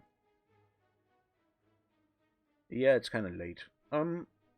At night, and I'm losing my train of thought. Oh, so I'm picking a card for Ema. Okay, let's go back. Let's recover from this. Oh, it's these guys. Wonderful. I don't have any AoE stuff. That is also wonderful. I don't really have to think that much. It's gonna be Mountain Wind again. It's bad on the first turn. That's why I'm doing it. Okay, Bind is an automatic play. And here I'm actually quite glad I have Float in my starting hand because I need some better stuff here. Okay. If only I could kill both of them, but I have to pick one. Huh. And drinking the Flex Potion wouldn't do anything. So that's dumb. No, let's kill the fat gremlin then. Oh, good grief. So this guy goes to 6 times 3, huh? Doesn't he?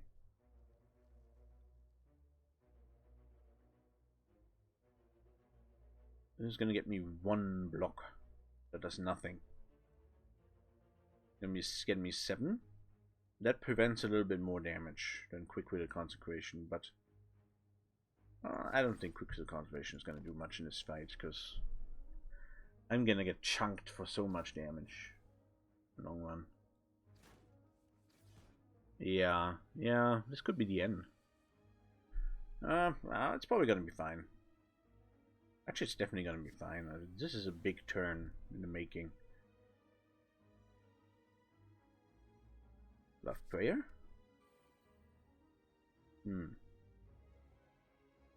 I think Instant Dimensional Rift is correct.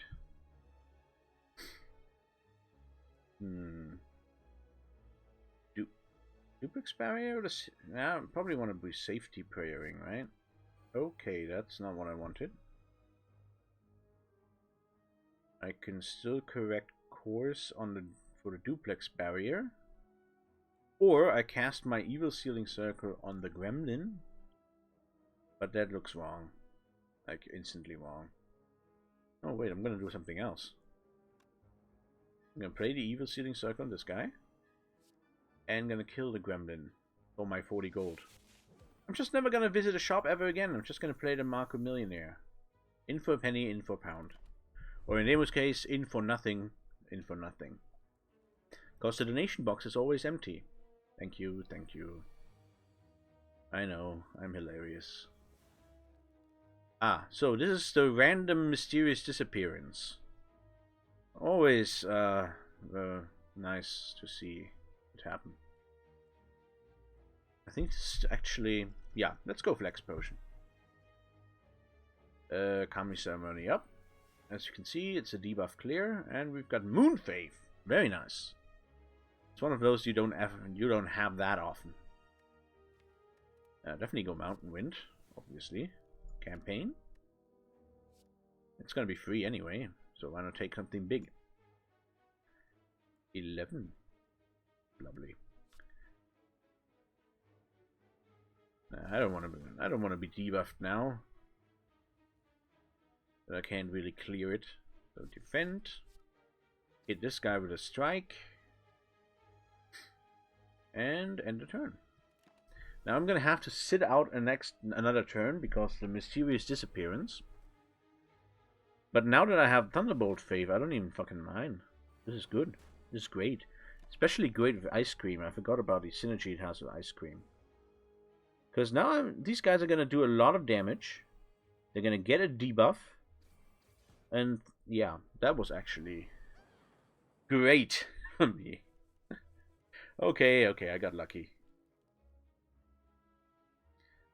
Now I have a handful of stuff. I have 11 energy, and this is probably gonna be over in short order. Once I figured out what I want to actually play. Definitely a love prayer, I think. I can play these romance Omikuchi because it doesn't matter. I have Ice Cream. Okay, I'm getting dizzy. Yeah, just give me Mountain Faith and more Mountain Faith then. That maximize my faith, and now I draw 3 cards of 9 syllable. Play this thing. Keep that in hand. Spend 4 energy on the Mako Millionaire because I may not have money, but I have Ice Cream. Yeah, and get flying. And get flying. End the turn. Handful of lovely safety Omikoji. Yeah, this fight is over. Watch me lose.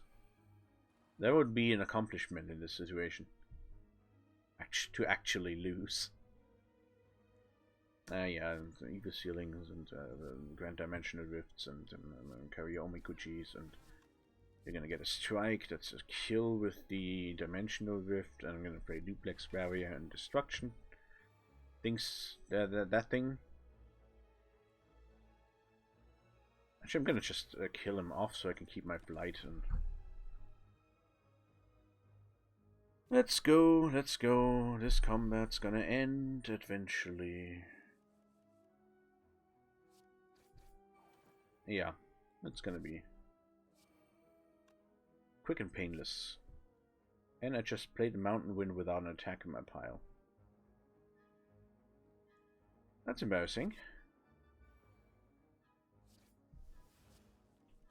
I'm on. Yeah, okay. We got lethal. We got it. We got through it. And we've got ourselves a turnip. Nice. Very good. Lovely defensive card. Okay, it's an already upgraded campaign, but I already have a campaign. Homing Amulet is something I could consider adding, but because I already added 1 expanding barrier, I might as well get a second one, so the second clause actually gets to do something meaningful. Yeah, get me a chest, and I definitely want Bag of Marbles. I can potentially have great first turns with it. I don't know. I mean, just look at these bozos. Yeah, I don't think... Yeah. Just take Mountain Wind again. I don't think that's ever... That's very rarely gonna be the wrong pick. Pay the bind. It's me. Safety prayer. So this is gonna deal 50 damage. Do I want to play it on this slaver or on that slaver? I think it's the last... Wait, I can kill it? 34. I'm gonna be 1 damage short. Well, then it's not an option. Okay.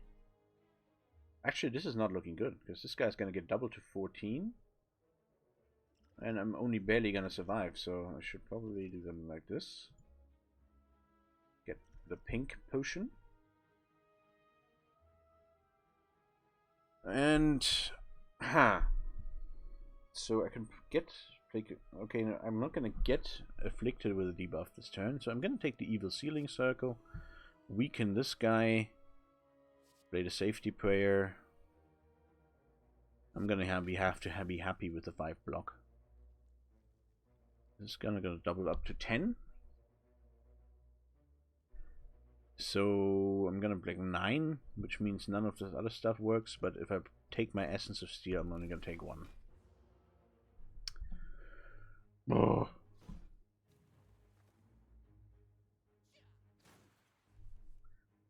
What am I gonna do with those potions if I'm not gonna like actually use them, right? Rain Damage Ceremony.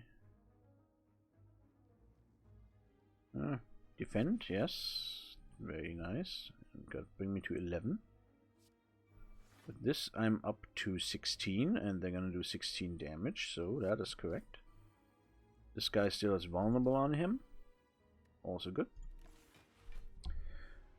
Get to work on that Wind Wave. Yeah. So on Ascension 20, or starting from Ascension 18, leaving this guy for last is... And starting with the Blue Slave is not usually what it's supposed to do, but because it does exactly 50 damage, because Campaign Plus with a vulnerable debuff does exactly 50 damage, I didn't really have the option.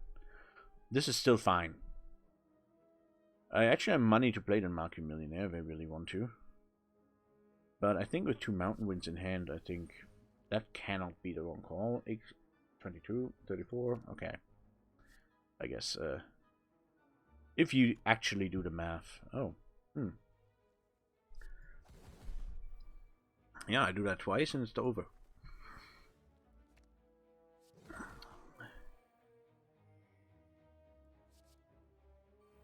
Thank you very much.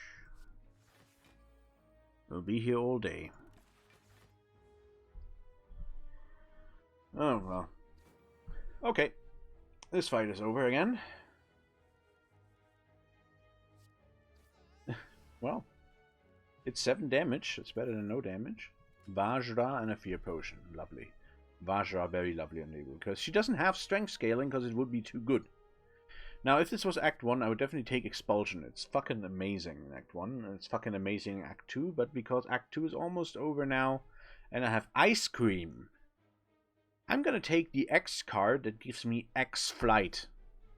Because I want to fly for eternity. To eternity and beyond.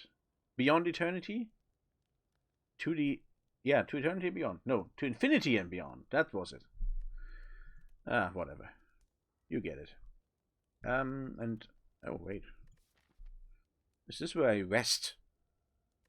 Because I have Regal Pillow and I'm actually on low HP and smithing doesn't do anything amazing here. So yeah, let's rest.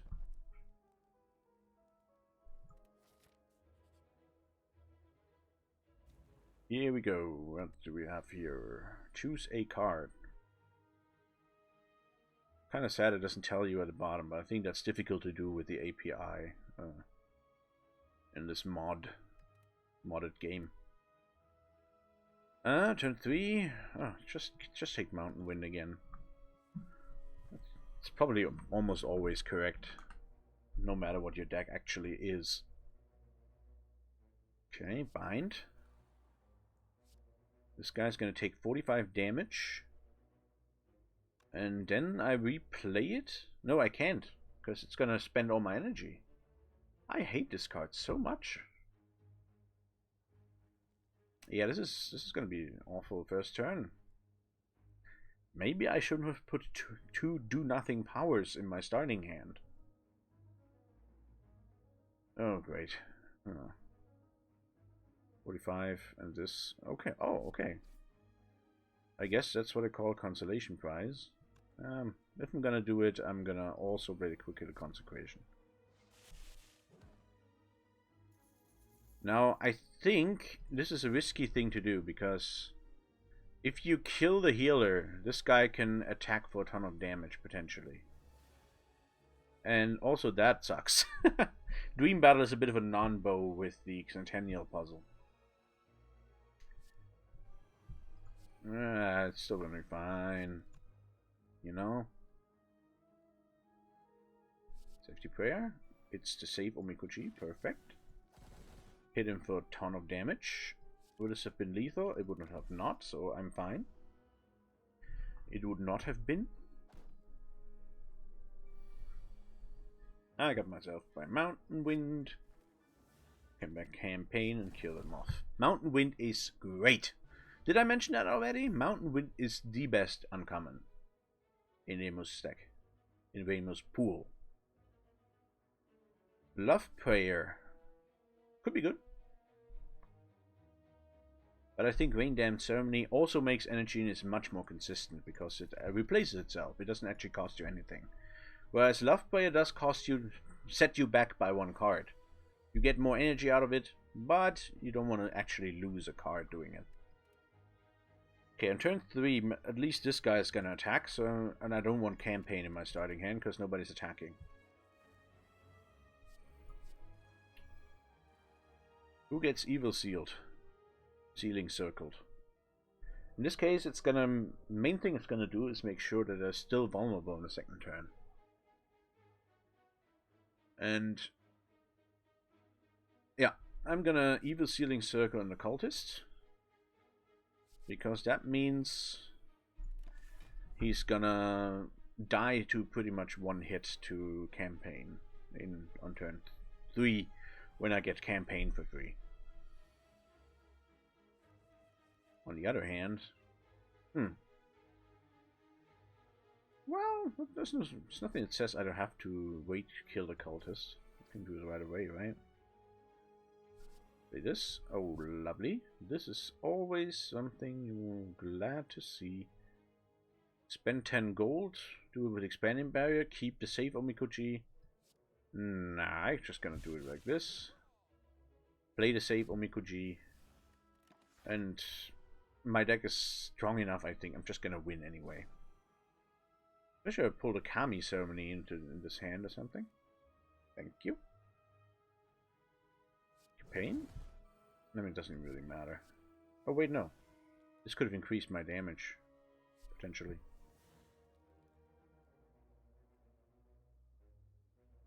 I'm gonna take 14? Is that real? Oh, good grief.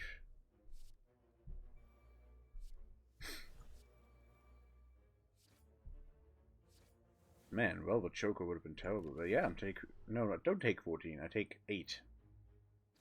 I forgot my quick witted consecration, and I got the Dream Battle non-bow again. Wonderful. What a lovely decision that was to add that to my deck. Whereas upgrading the airstrike was the correct call because of Mountain Wind. Okay. I can take another Rain Dance Ceremony, that's just okay. That's just good. I could also take Fine Line Fantasy. The effect is kind of useful, and it's gonna... I don't actually have a source of Flame Faith in my deck yet. And Fine Line Fantasy goes absolutely insane in some long-term combats. Because of the sheer amount of cards that are gonna get exhausted over time if you fight, for example, against a heart. So, for that reason, I am actually going to pick Fine Line Fantasy. I'd like it more if it was upgraded because it would be free, but I have Ice Cream and 4 energy. It's... Stuff can, like... It's fine if stuff costs something now. Mountain Wind, turn 3, let's go. Bind, as usual. Quick Witted Consecration, Evil Sealing Circle. Safety prayer. Nice. Do I want to draw cards? I don't think I do. I want the energy. I have ice cream. The usual mantra, I have ice cream.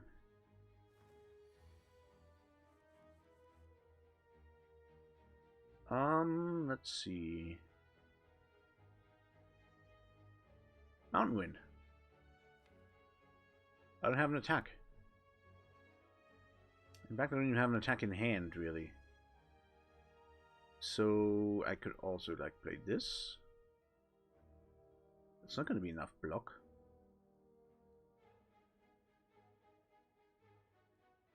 It's kind of weird, because I think the best play is to play Duplex Barrier and Mountain Wind for no value. Just to not take any damage. I think that's probably wrong.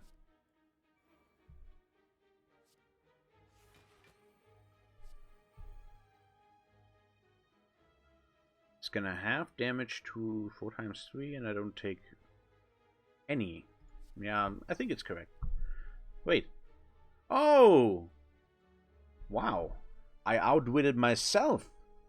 By playing Duplex Barrier, I ended up with Danmaku Barrier in my discard pile. This is an interaction that nobody remembers. Would probably remember.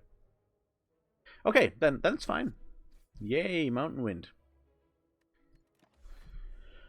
I'm so smart, and I didn't even know it.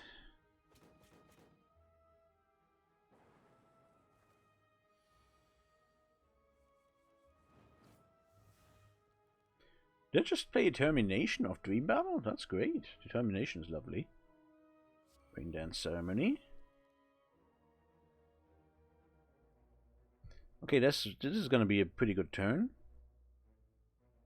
I'm going to play Mountain. Nope, there actually isn't a good attack in here, so play Airstrike. Then play Mountain Wind, get my Airstrike, play it again. And this is gonna block just enough, yes. Which means I'm actually not gonna play 9 syllable. Instead, I'm gonna spend my remaining energy on flight. Get exactly 9 block, and I'm still gonna have 2 flight left over for the next multi turn. Yeah.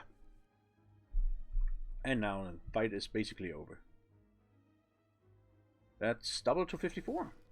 Yes. And Preserved Insect, because I'm almost done with elite combats, but it's still okay. It's still good. Now could be the correct time to get Spirit Medium form.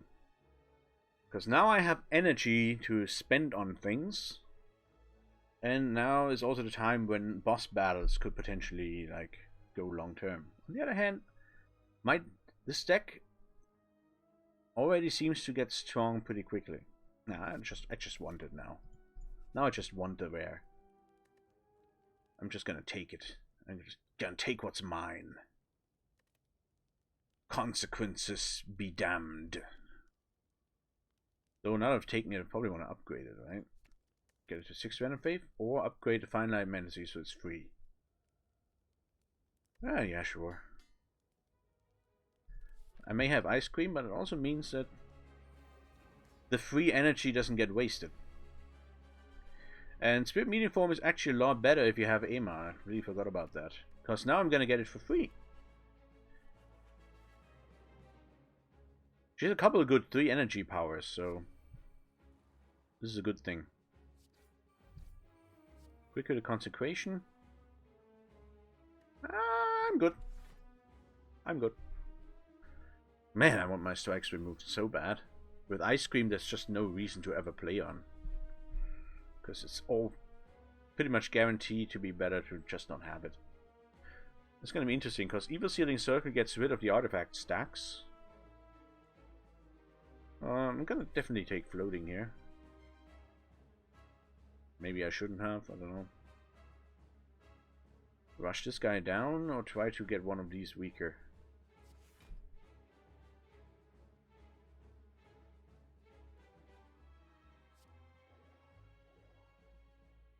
Oh yeah, that would happen. Oops. With my potion I would be able to kill off this thing. and not take a damage. Also, this game, also it will be dead. Because I will have killed it.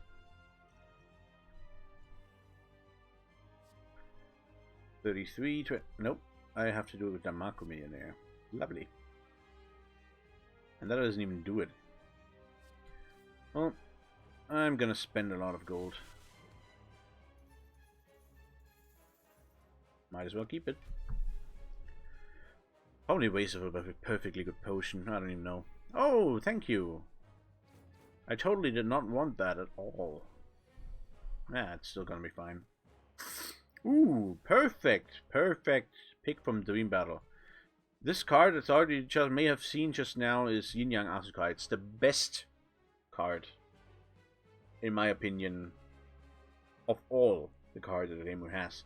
Because it gives you 2 flight and also does damage. And you can get it back with Mountain Wind. Get more flight. It does everything. It just doesn't give you block. That's the only thing it doesn't do. Love Prayer. Yeah, keep the Romance around. Keep that on slow burn. Get this thing too. I can just stack these up into my hand and play flying. Bind is working out well this time around. Sometimes it doesn't work at all. It's just gonna be it's just awful, and you find yourself thinking, how did I make this terrible decision? No terrible decisions here though. It's fine. Kill this off. Go ham on his guy with this 24 block. Not an auspicious start. Yeah, let's start with this. And I'm not sure if I want to play Mountain Wind. Actually, I definitely do. Yeah, I'm gonna play Mountain Wind, get another 2 hits with Airstrike. And I'm almost at Wind Faith. And that is something that cannot be understated, how good it is. Yeah. No. Wait. Kami Ceremony? Got myself a Thunderbolt Faith. Nice, nice. Get Romance. Pay 9 syllable for the earned Mountain Faith, and now I don't even take damage. Though I didn't need Mountain Faith, I had Quick Quinted Consecration. Oh well. It's just happened. And I just advented Sun Faith for an extra 2 energy per turn. Sun and Moon Faith are the hardest to get and also have the strongest effects. Rain Dance, another Rain Dance. Fine Line Fantasy, not all the Rain Dances are gone, but it's fine. All these Omikoji are gonna trigger it anyway. Actually, I'm gonna get started right now. Am I? Save Omikoji for my hand. Mountain Wind. For Airstrike and Wind Kami. Nice. Now I am perma-flying. I'm flying all the time. My girl wants to fly all the time. Fly all the time. Party. And yeah, I don't play the defend. I have Ice Cream. As you know, I'm gonna keep this career Omikoji up until the point where I find my evil binding circle and I can get vulnerable back.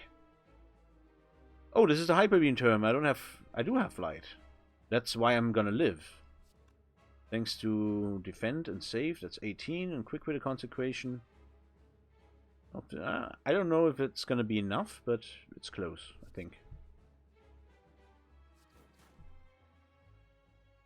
Save. Omikoji defend and prosperity prayer, and yeah, now I have so much energy I can probably play my strikes and not be too sad about it. But I definitely want my Moon Faith at some point for the card draw.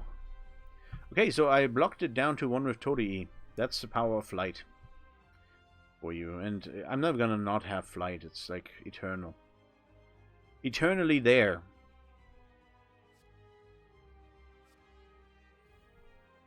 And now my hand is full of crap.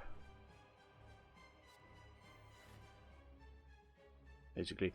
Yeah, play Duplex Barrier, get Destruction Faith, play Career Omikoji. Play the Romance of Miko-ji. Play a bunch of cards of 9 syllable. It's a ridiculous card draw spell. Play Evil Sealing Circle. Play the Career. Play Campaign. Yeah, this deck goes absolutely insane at some point. I could throw all my engine flying, but now it doesn't do anything. Get me a save on Miko-ji, play Floating, play Airstrike, and play Strike, and finally I'm done playing Stings. So yeah, I think I managed to get Nemo to the point where she's just bonkers strong. Do this, and that's already enough block because all the Mountain Fave now, and Strike, Career or Miko-ji for the kill. I guess then Marco Millionaire is okay. It got me through Act 1 and now I'm so powerful it just doesn't matter. Okay, do I take the Fairy Conquering Kick? The thing is, I am gonna get a lot of flight, so this is gonna hit a lot of times, but it's also just a single target attack. It's not gonna help me win any quicker. So no. Clean Ceremony, I'm gonna get a ton of debuffs. Doesn't matter. Fantasy Heaven, win more card. I'm gonna skip.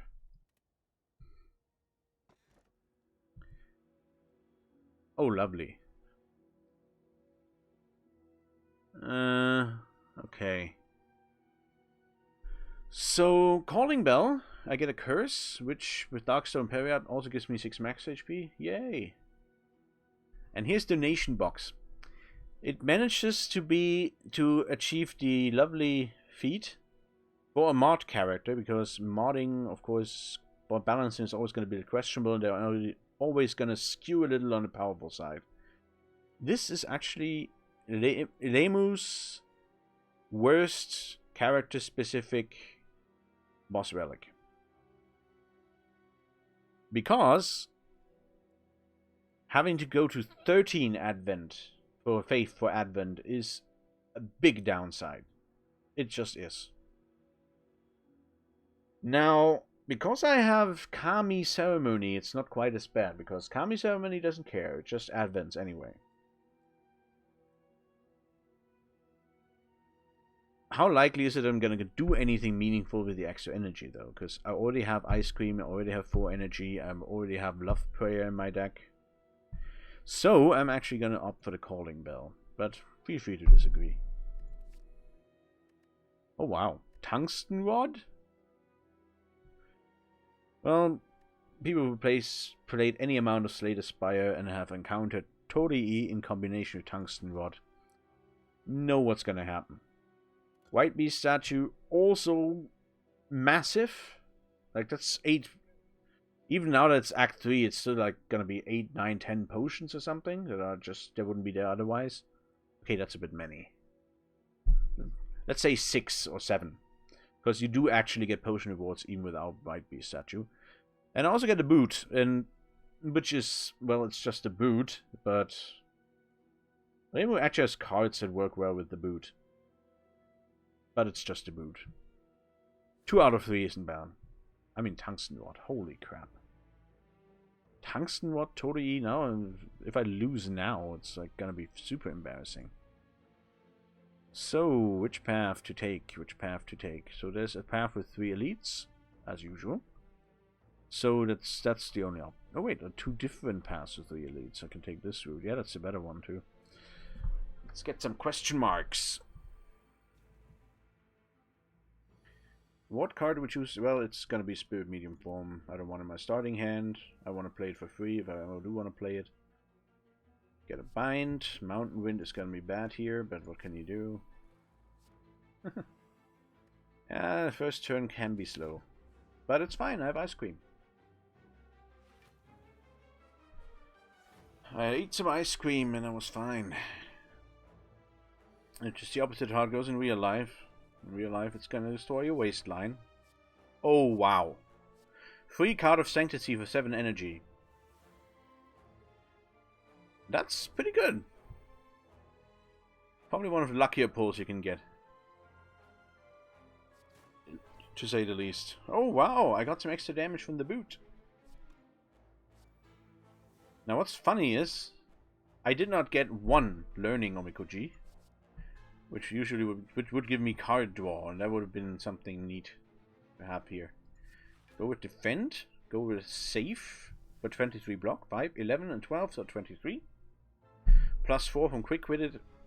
Oh wait, but these are gonna be increased. Because I only have one flight. I keep forgetting. I'm gonna take 5, I'm gonna take 12 from this, mark 17, I'm gonna take 12 times 2. Yeah, that's a bit of damage, but it's fine. I can live. Keep this down to 5, because I'm gonna draw 5 cards. But this is one of the nicer problems to have. Yeah, I'm gonna take one full 11 hit. But that's okay. Oh, because of Centennial Puzzle, I should have probably played my romances or something. Play the medium, play the Kami Ceremony, play floating for... play this, play Mountain Wind. Do it again because it was nice the first time. It's gonna be nice the second time. There's no need to rush these career Omikoji though. Yeah, let's go. This is fine. Probably can finish him off with 3 max luck career Omikoji in hand. It should be easy going.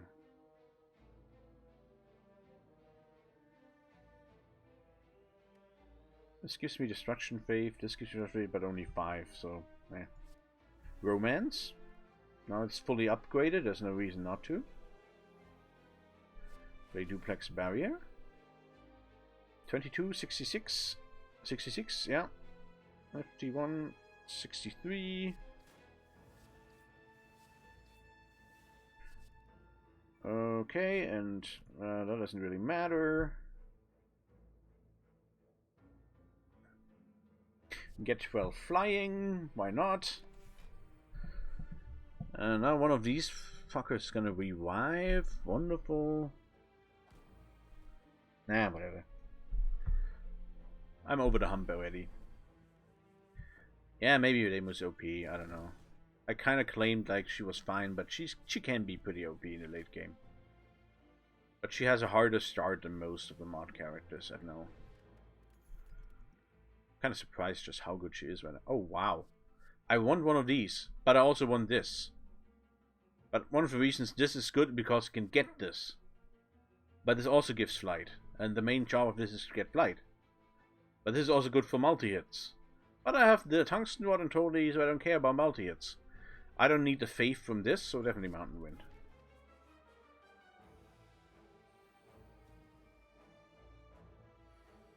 Well, let's scroll down. It's the only, like, slightly annoying thing about the EMA. Yeah. Is that you have to do this every battle now. That's a lot. Oh, okay. For 4. That's good. I don't mind that at all. On-demand card draw. Except these aren't affected by bind because I didn't have a chance to play bind yet. So yeah, I'm gonna play them. Just now. Learning. Do this. And there's no attack in my graveyard. Is it a graveyard? I don't think it's a graveyard. By the way, magic is dead to me.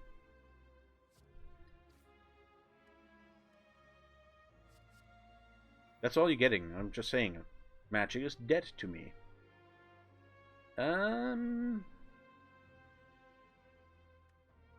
Do nothing. I have enough block. I want my energy. Saved up.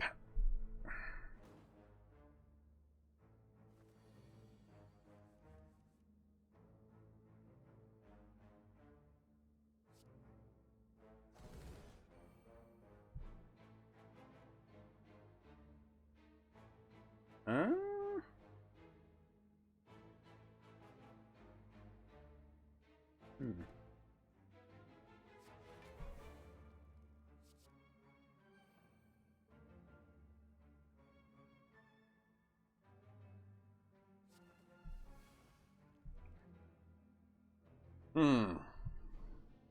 So this is not gonna kill it, right? So it's gonna take 36. I'm gonna take 9. Whereas if I do nothing, I only take nothing. Tough choice. Oh well, that didn't matter. I didn't have any energy left. Let's wait another turn. I'm gonna stack up big defend and then play all my career. Oh, Miko G. And this helps too. Evil Sealing Circle does.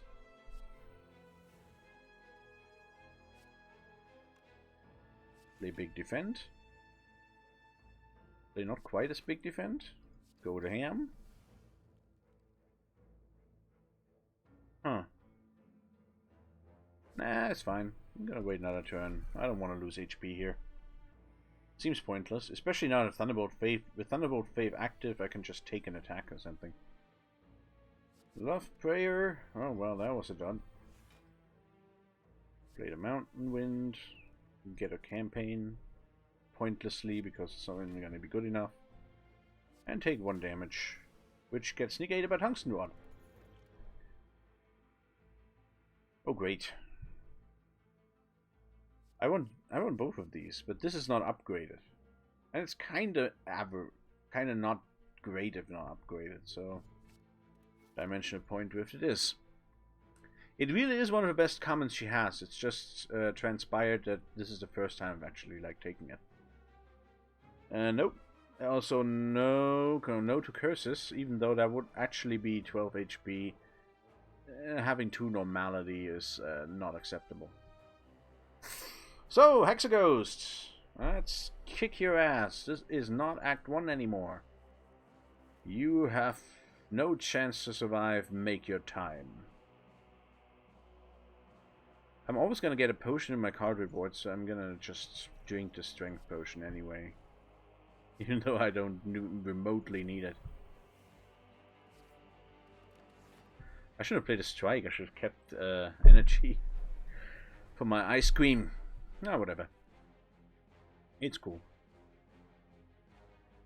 And this thing? And this thing? Oh, lovely. This thing? No. Flying. Just go flying. Though that really only gives me Wind Faith, since he hits me 6 times, which means I lose all of my flying stacks. Each hit consumes 1 flying stack. That is actually a thing. So, yeah, that's that.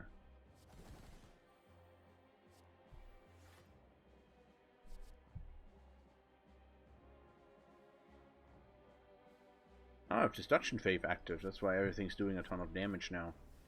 That's perfect, because this fight should be... You want this fight to be over quickly, and I'm already over half... Already knocked down half of this guy's HP. Oop, oop. And... What's good here? Oh yeah, that's good enough. Campaign! And I didn't even need to play that on 1 defend, but I kind of want to go quick, because... This game's going to be interesting again at the end of Act 3, and against the Heart especially. Because I still don't know if it's good enough to win. Can be difficult. So I actually have enough money for DeMarco Millionaire! Lovely! I thought it was bad, but it wasn't that bad. Calipers! Ironically, it's actually not that great on Nemu, because she can't really stack big amounts of block. That's not what she does. What she does is flight. And flight makes her dog block twice as effective, but that means Calipers is only half as useful. If that makes any sense. Ooh, Sealing Needle. I love Sealing Needle when I have the boot. Because it says deals 1 damage. What it should say is deals 15 damage. Also, this card is written wrong. You don't repeat 3 times. You only get the effect 3 times. Also, if it deals unbound damage, the enemy doesn't lose 3 strength. It loses 1 strength. This card is... The text is complete nonsense. But that's just an aside. The card itself, especially if you have the boot, it's like, no, perfect. I love it. Question mark. We got ourselves a meal ticket. Nope, actually. I don't think I need HP. I'm not gonna get into a lot of more shops. And I still need a sapphire key. So no to the meal ticket. Actually, I'm gonna get to a shop pretty quickly now, but... Oh, yeah, you can have my speed potion, that's fine. Oh, wow, thank you. Definitely don't want to give him Kami Ceremony. That card is fucking amazing. Well, you know what I'm gonna pick.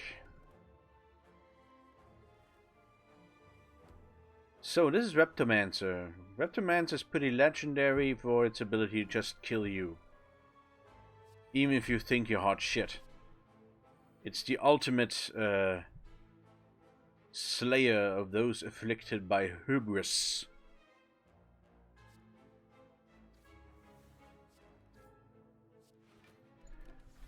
I shouldn't have played a defender, I have ice cream. Oh, dang it. Yeah, I've been playing for a while now.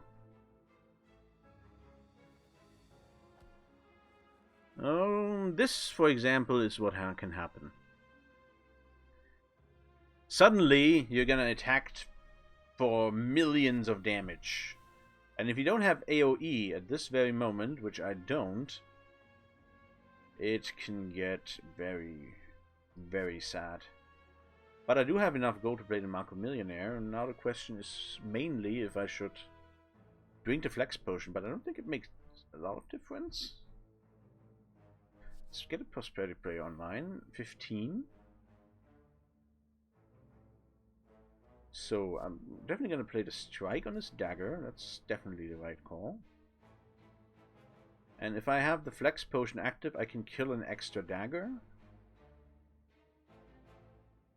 This, remember, does 15 damage. Funny enough. Oh well, yeah, it's gonna do a little more damage if I get the Flex Potion. I don't think it's worth it to use the Flex Potion here, but it's gonna save 10 HP. Because I'm gonna kill an extra dagger. And I can like use the Sealing Needle on the Reptomancer, which is mainly what I want to do. Let's start with that. Like, how is that fair? How do you do that much damage? That's just rude. That's not fair. Okay, yeah, you know what?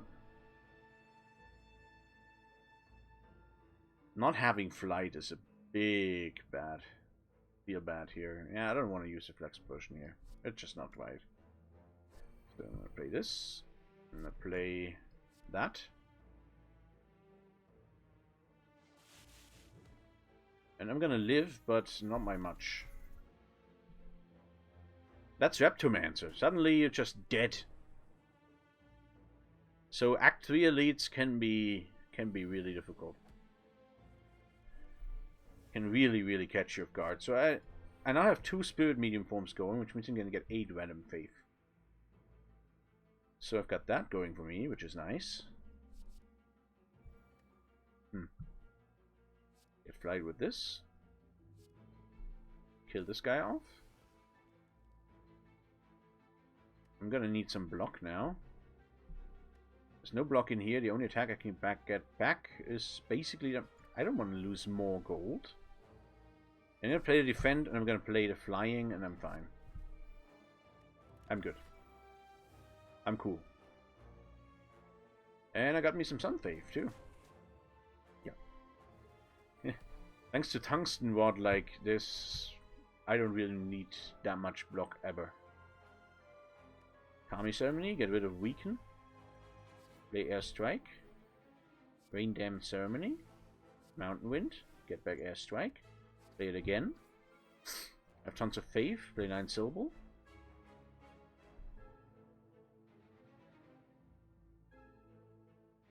Play Romance, play Campaign. And end the turn.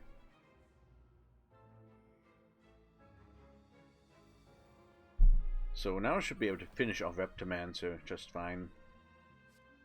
There you go.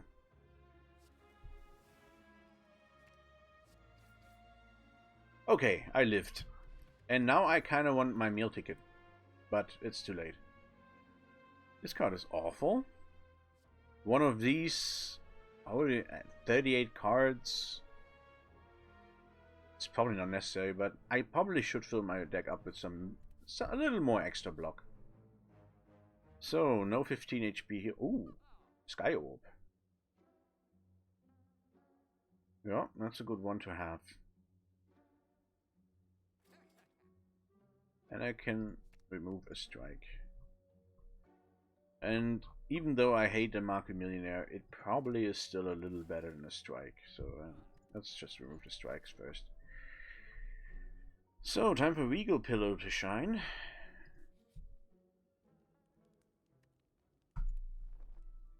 Whew, okay, I'm fine. I'm good. This is an extremely comfy pillow, and that's all I need. Letter opener, interesting. Oh yeah, I'm gonna play a ton of skills. That's actually great. Turn 3, I want my Spirit Medium form as usual. Though something that is damage would also have worked.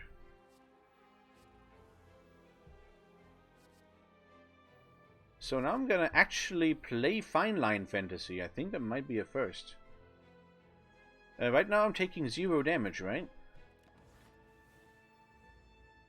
This is ridiculous. But I am gonna lose flight.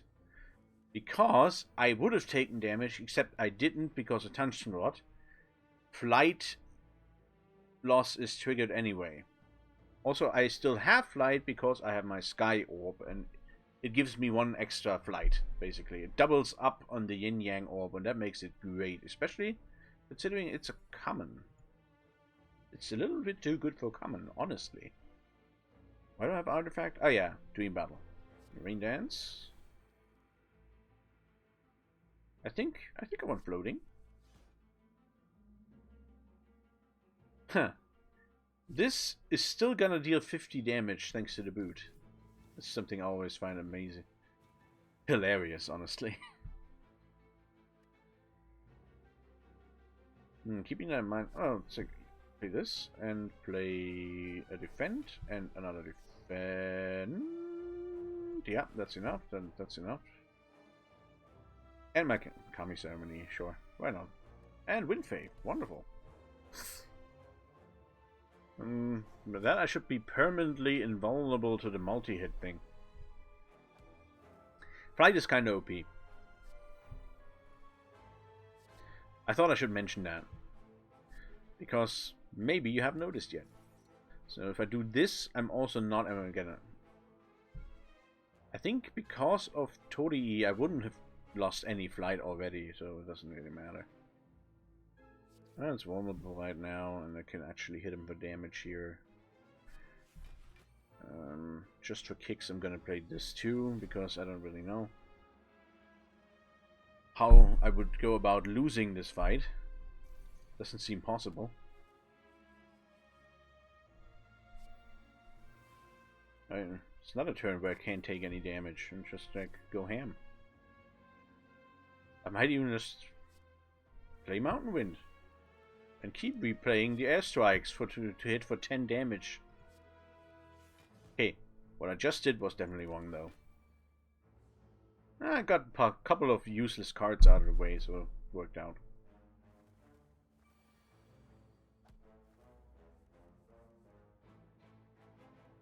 Okay, now I could actually take damage, except I'm gonna play Expanding Barrier.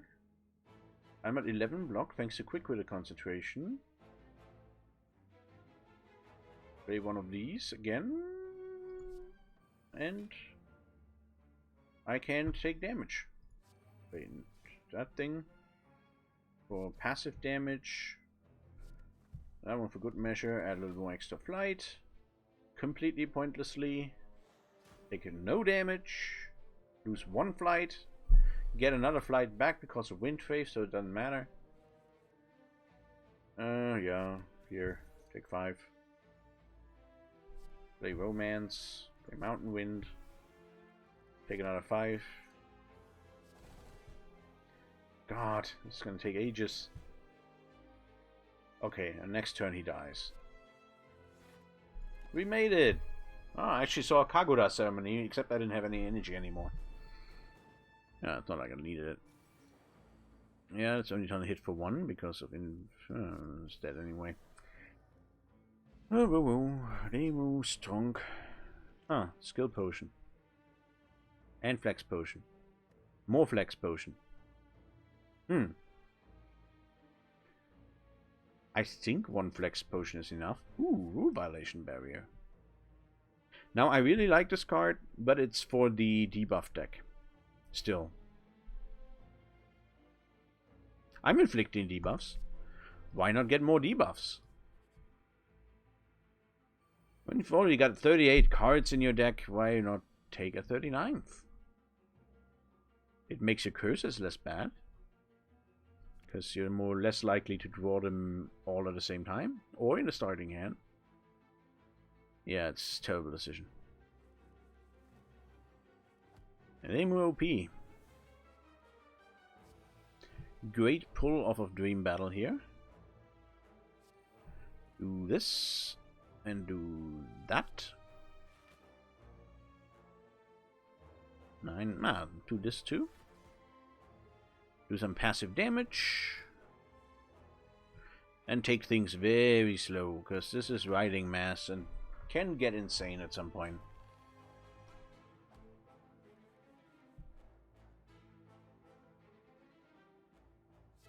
Go ham!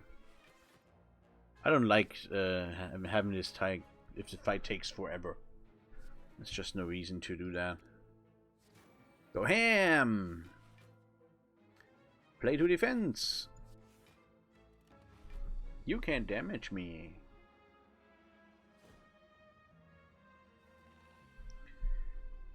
Ooh, here's my free spirit medium form. Here's my fine line fantasy. I'm gonna play floating for card draw. Get Rain Dance only online. Rule violation barrier. This thing. This thing. Gonna get a random debuff, which apparently is weak.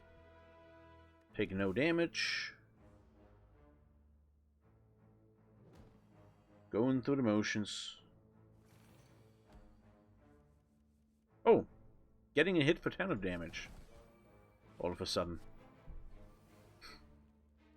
Let's go to boot! Oh no, I just fucked it. Yeah, this has to deal unblocked damage. I completely screwed that one up. What am I even doing now? Yeah, I want to take damage, so here. Let's go. Yeah, that's more like it.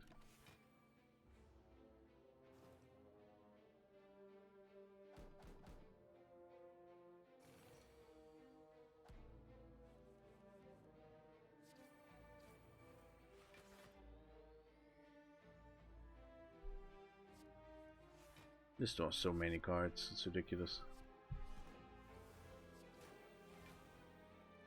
Nope. That does not happen. Okay.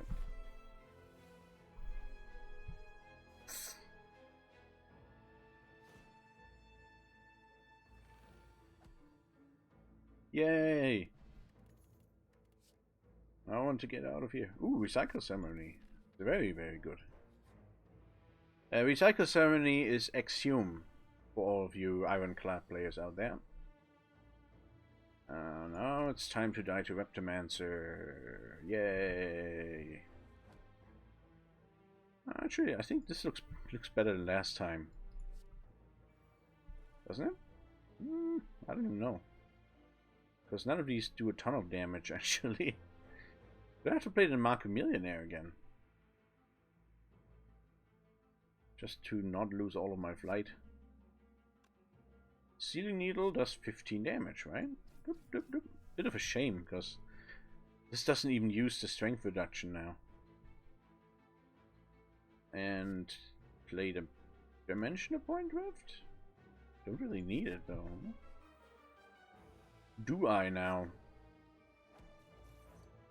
Well, let's get to work.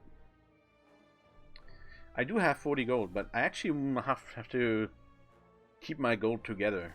Because this is probably not a fight where I really need to play the Marco Millionaire again. Try to kill the front dagger, because now I have to kill the front dagger. Oh, it doesn't matter. Because Reptomanta decided to do the nice thing this time, now that I have a handful of blocks. I'm gonna get... Yeah, I'm gonna let that guy kill himself on top of my face. Get my mountain faith going. I'll play this too. I forgot. I have this thing. So that's cool. Now I have more than enough block. I mean, I had to do that anyway. I had some lovely AoE stuff going on. And it's the big damage turn. Oh no, what's gonna happen? Am I dead? I don't even know, man. I don't even fucking know. Yeah, it's kind of starting to look like that, so I'm gonna drink this potion. I'm gonna get the air maneuver. That's actually a good card. Play it. Play a floating. Get AoE. Play the love prayer. Play a romance prayer. Play a save on Mikochi. Get AoE.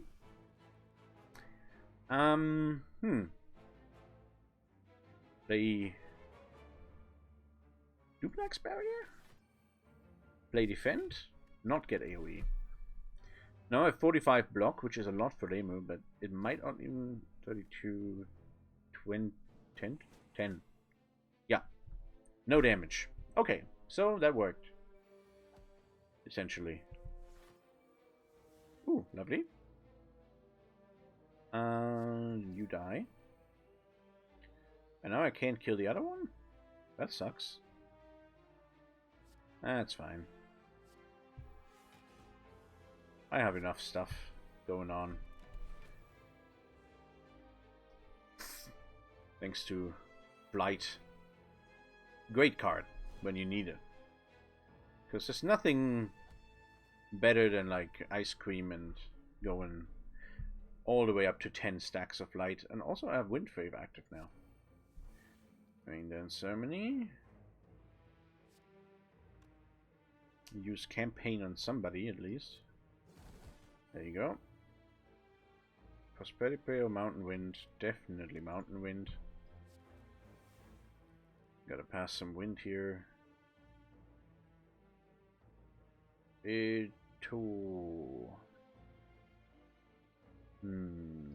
let's do this. Kill this thing. Oh, it didn't really matter.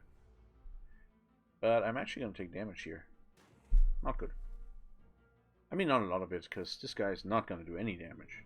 But still. I think we're just about done here. Oh, great. And my deck is empty, so it's a recycle ceremony.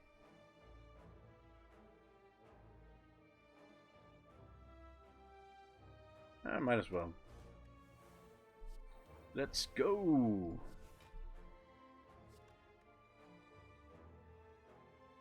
That even, like... So this is 5. Whatever. It's just gonna happen now. Got me some Destruction Wave, and I'm taking 5 damage again, like an idiot. I'm sure that wasn't necessary. I just wanna win. Eternal Feather. That's a nice free heal coming in. And a safety prayer for prayer purposes. Definitely no Dragon Slaying Circle. I don't need an extra campaign. I think I want a safety prayer. I don't know. I already have 41 cards in my deck. It's a mess. I don't want to think about it. Where are we now? Where are we now? We're in Spirit Medium form. Get that in my hand right now. Bind, Fine Line Fantasy, Quick-Witted Consecration, this thing, Prosperity Prayer, end the turn, get Ice Cream.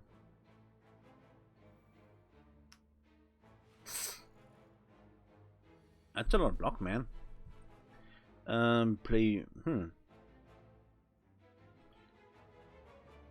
Move out. Play drink the colorless potion. Yep. As usual. It's all full of shit. Nah, Metamorphosis is not bad. Actually. I mean, it's the least awful out of these at any rate. I can't hit this guy. Thorns kill me. So... Violation, Barrier, 9-syllable. And then I'm just not gonna do anything and hope that the math works out for Tungsten Rod or something. It does, thanks to my orb. But only just. So medium form, here's got a campaign. A safety prayer. Get nothing. That's my favorite. How did he know? I love nothing. 26, 22, 26. And that's enough for the kill. And let's just do this too. From Thunderbolt Faith or something. Yeah, this should be good. I mean, it's got 11 thorns, but I've got tons of passive damage, so even if it takes a while, it's fine. 12. And that's that. Ooh, fairy in a bottle. That's nice. That actually helps a ton. And now the question is, have I reached a point where I actually do want high-speed prayer? I think now I do. Because learning Omikoji... I mean, the worst luck Omikoji is the only bad one. And that one got ruled out. So, let's go. Yay. And it's a shop full of stuff I can't afford and stuff I don't need, except actually, I want more of these. Why not? I have 43 cards. My deck is massive, which of course is gonna pump my Eternal Feather. You know, I'm aiming for that 45 threshold. You know, I just want big ol' Eternal Feather heals. Oh, wait, I almost smithed it, but I can't, because this is the last campfire. So I have to recall. We're almost there. We're almost there. This is a big, long video, and I hope you like watching it in shifts or something. Cause I mean, if you watched all of this in one go, and I think I have to strongly consider uploading this in chunks, so you probably didn't. Kudos for still being around, because now things are gonna get maybe marginally interesting. I don't know. No, I'm gonna see. High-speed prayer, learning MKG, love prayer, romance, and it's 3, so I can play it right away. Quick with it.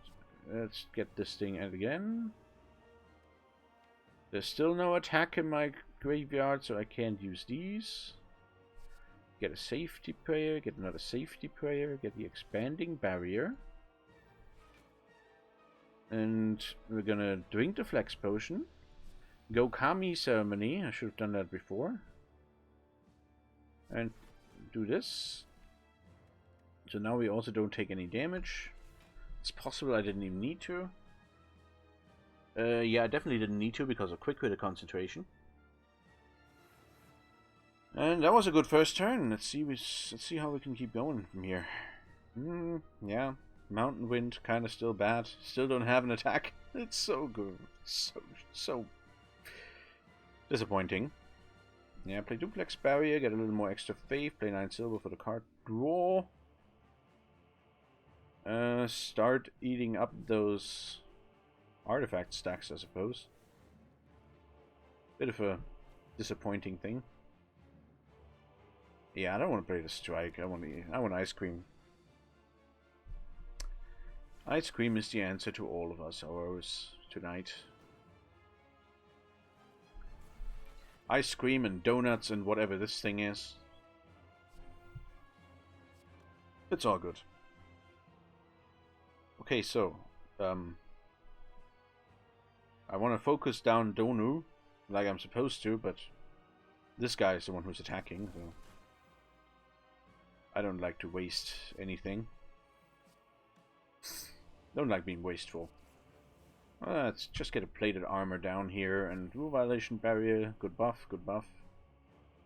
I should probably get flying online, and before I forget that I'm also supposed to get some block. Let's just add that too. Now I have a smattering of faith everywhere, which means I'm probably just gonna start getting advents, right? Oh, whatever. Rain Dance Ceremony. Here are my debuffs. Very good, very good. Did I have Rule Violation Barrier? Oh yeah, it added more vulnerable and more the other thing. Prosperity. Recycle Ceremony. Which one is nice here? Huh. Yeah, give me my save and to be back. I could have gone for Kami Ceremony, but there's not really any reason to. I'm gonna advent these sooner or later anyway. It's more important to keep my health up. That's also why Recycle Ceremony is just great, because it's very easy with Demo to assemble like a very impressive exhaust pile that does everything for you. Divine Punishment counts as a debuff for Rule Violation Barrier, so yeah. Oh, I mean, getting 2 poison is not gonna do much of anything, but it's still okay. Now let's get this guy to lose some of his rebuffs. That didn't really... oh, whatever. Draw some cards, play Rain Dance Ceremony. Second time's the charm. Just go like this too. How is it that he has way less HP already? Even though I'm usually focused this other guy. Oh, whatever. In that case, I'm just gonna kill Descartes first. It's probably correct.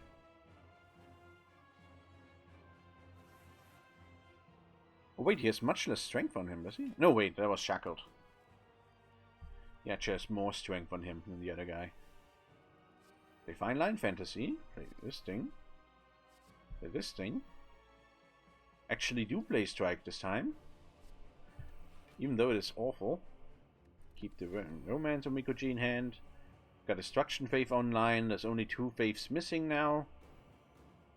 So yeah, that's one battle that is not even close.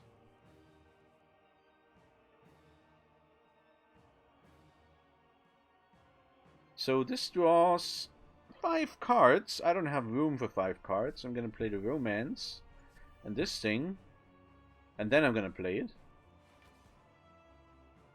Play the Mountain Wind, get an Airstrike. Phew, I didn't even look up. I didn't even check if there was something. Play this thing. Yeah, there's no reason to play these for buffing anymore because I already have Mountain Faith. Okay. Almost done assembling the full 7. The Heptology or whatever it's called.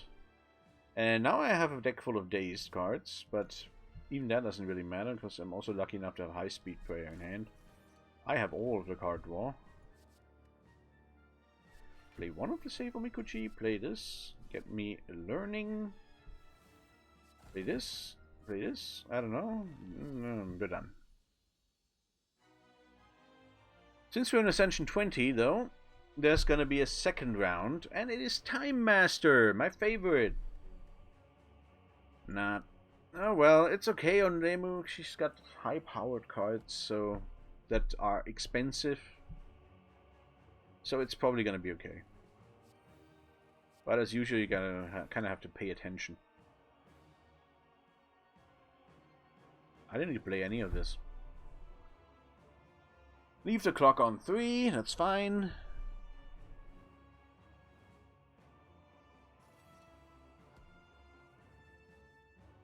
Let's see what we got here. Right now I'm taking 0 damage because of Tungsten Rod and Tori-E. High Speed Prayer it up. Draw something useful, hopefully.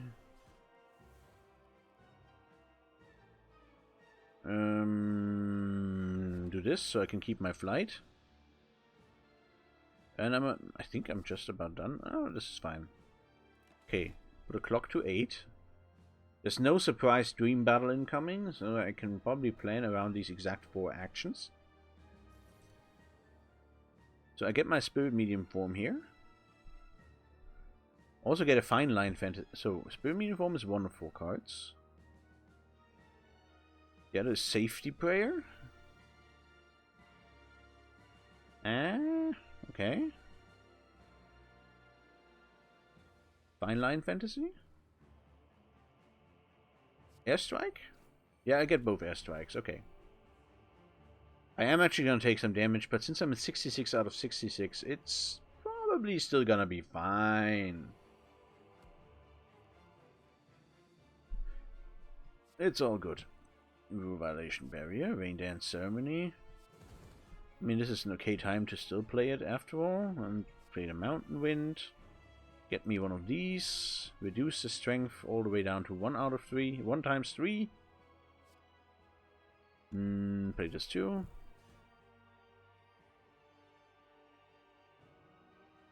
So I can empty my hand here, and I probably should.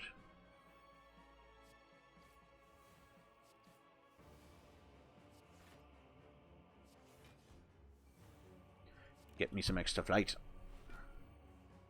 And some extra faith, which could be useful. It's a bit sad that Divine Punishment doesn't stack. So that's taking 20 damage more. Demu loves herself for non-combat damage. It's just great. Oh, Sealing Needle, also good. And because we liked Sealing Needle so much the first time we played it, we're gonna get it right back with the Recycle Ceremony and play it again. Putting this guy to -7 strength, 6 weaken. I think I said something about debuff Reimu being super fun. This is why. This is just funny. If you, like, into funny things, that's nice. Some people don't have a sense of humor. I don't know what that must be like. Sense of humor in this case means wanting to make good jokes. Doesn't mean you succeed. Another turn of 0 damage. Now is the turn where I can either kill him outright with only 4 cards played, or I might as well not bother. I'm gonna get this. Get some Wind Faith. Why not? Get this. And play an Expanding Barrier for Mountain Faith, and it's over, and this guy gets put back to 240, and all of that lovely minus strength is gone, so maybe that wasn't even the best option I had there. But still, he's not going to be in plus strength either, so probably worth it. Funnily enough, Slime does something with Flame Faith because of Fine Line Fantasy. And Flame Faith, by the way, is the one Faith in Reimu that can go up above 10. I'm not sure if there's still a time to keep explaining the concept of this mod, since it's gonna be over soon anyway. But this is the only episode on Reimu that I'm gonna do. Assuming I beat the hard, but even if I don't beat the hard, it's probably like enough for Reimu for now, because there's a ton of Touhou Project character mods in Slay the Spire, and there's a ton of non-Touhou Slay the Spire mods, which I could also talk about. They're just like, they have less anime girls in them. No! Actually, no, there's a ton of other anime girls mods. They're super powerful. They're super popular. Where was I? Oh yeah, Mountain Wind. Oh, it's upgraded now, that's cool. Moon Faith draws you cards and upgrades them. It's fucking amazing in long-term battles for the card draw, basically. Actually want to get my Slimed out of the way. Let's just play the listing and this thing. Have some debuffs. Also, I want to keep my flight. 7, yeah, it's fine. With a bind and the Omikuji, the Time Master is no problem, because you're gonna have the hand full of stuff that you can play whenever you want. So managing the clock is basically no problem at all. Mountain Wind. Air strike it up. Bing bing. And slimed, and it's gone. Another turn gone, and yeah, only one faith missing in my collection. Ohi Yamatsumi will advent after getting 4 more faith, so my blocks aren't even powered up yet. Yeah, it's over. Yeah, it's over. It's done. And that is Ascension 20 beaten with Demu. But hold on, you may say. Since you've watched Slater Side before, you know I've successfully assembled the key. And now, the real thing begins. That's right, you just got finished watching the prologue of the series. The prologue of Remo's journey to beat the heart. I mean, the prologue is most of it. Oh, wait. I've played for 2 hours 40. Good grief. Yeah. This is probably going to be multiple episodes. Well, maybe not, maybe not. Maybe this is like a 3-hour video straight up and you're still in here. Cool. I have no idea what's wrong with you.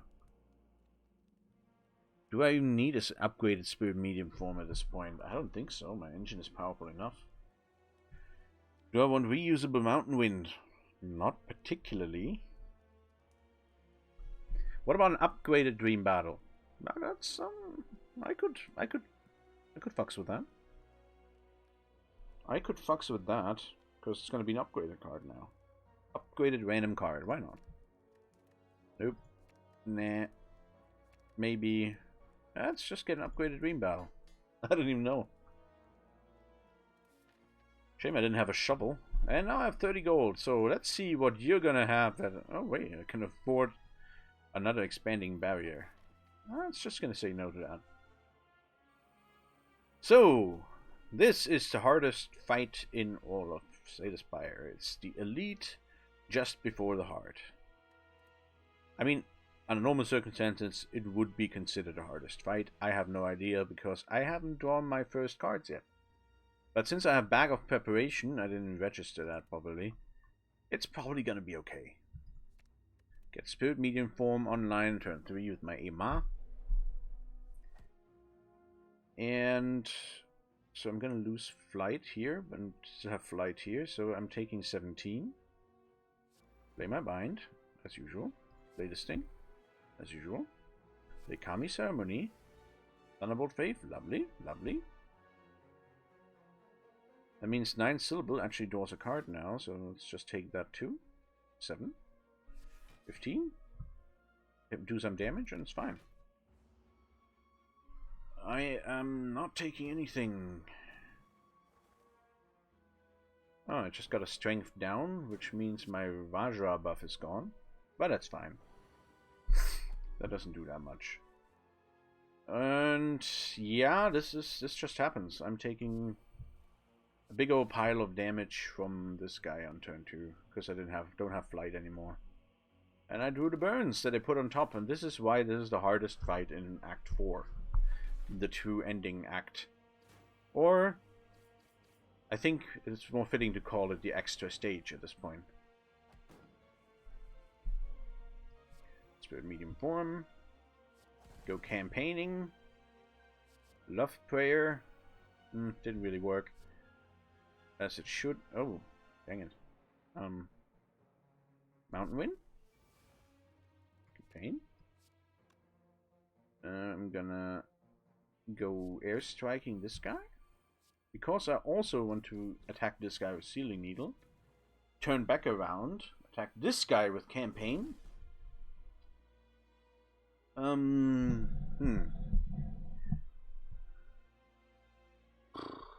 Yeah, I think I want... Do I roll the dice on Safety Prayer or do I take the Expanding Barrier? I kind of need a Safety Prayer. Yeah, I can't... Yeah, a good Safety Prayer did it for me. That means I can keep the Romance in hand and get more energy from it. Good grief. What a video.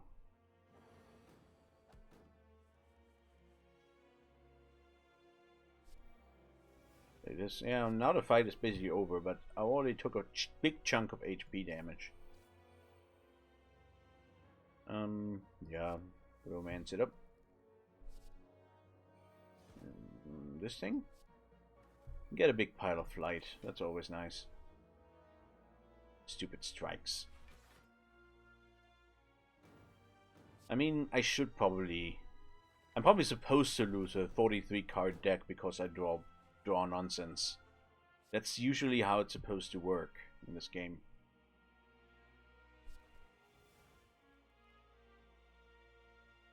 Get me this thing. Reduce this guy to 0. Attack the other one. The expanding barrier, and fine. I'm fine. I'm good. Flame Faith, that's more non-combat damage, which means this is probably over soon. It's probably gonna be over right now. No, wait, I think this guy lives at 1 HP. Is that possible? Yeah, I did it.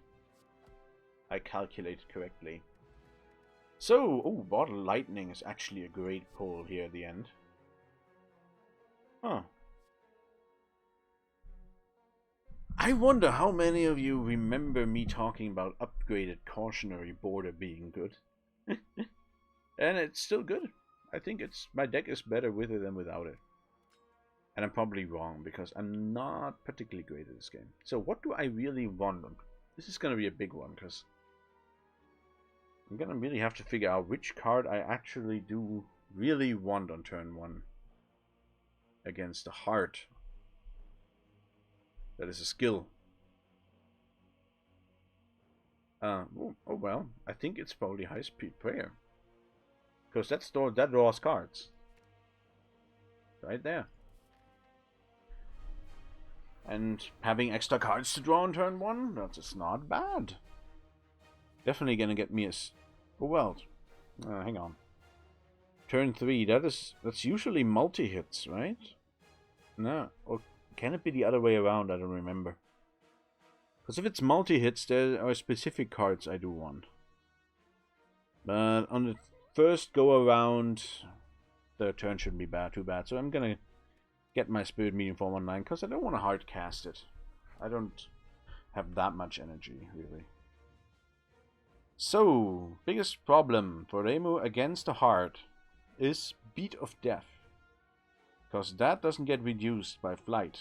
Which means you're gonna have to keep playing block cards. Just not to get chunked down over time.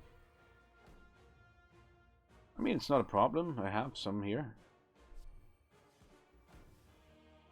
The High Speed Prayer. And I'm gonna keep the Learning exactly where it is right now. Because I'm not getting back those HP back. Now would be the time to draw a Kami Ceremony or somehow get Faith. But that does not happen. At least not as it is. I'm going to start off with Expanding Barrier. Play the Learning on Mikoji. Here's Kami Ceremony after all. Let me just go ahead and do that. Play this too. It's gonna be good. Get some extra card draw. Calculated. Ooh, and stack up the block with Mountain Barrier. With the barrier thing. Which means I take no damage. Yay! I used to be a little down on those, but if you have 3 copies, it's actually not terrible. Cautionary Border. What just happened? Oh, I had Fantasy Rift active, which doubled my card. Huh. Okay.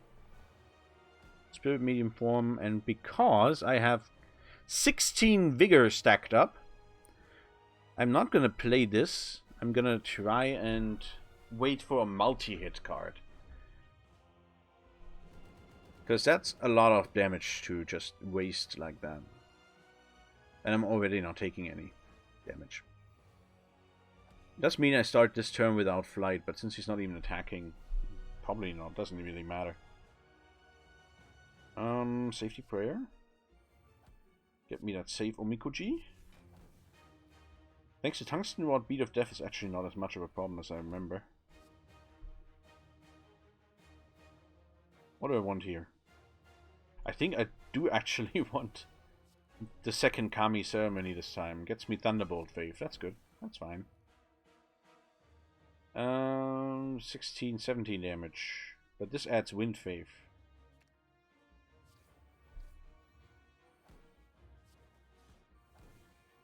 And because that was fun, let's do it all over again.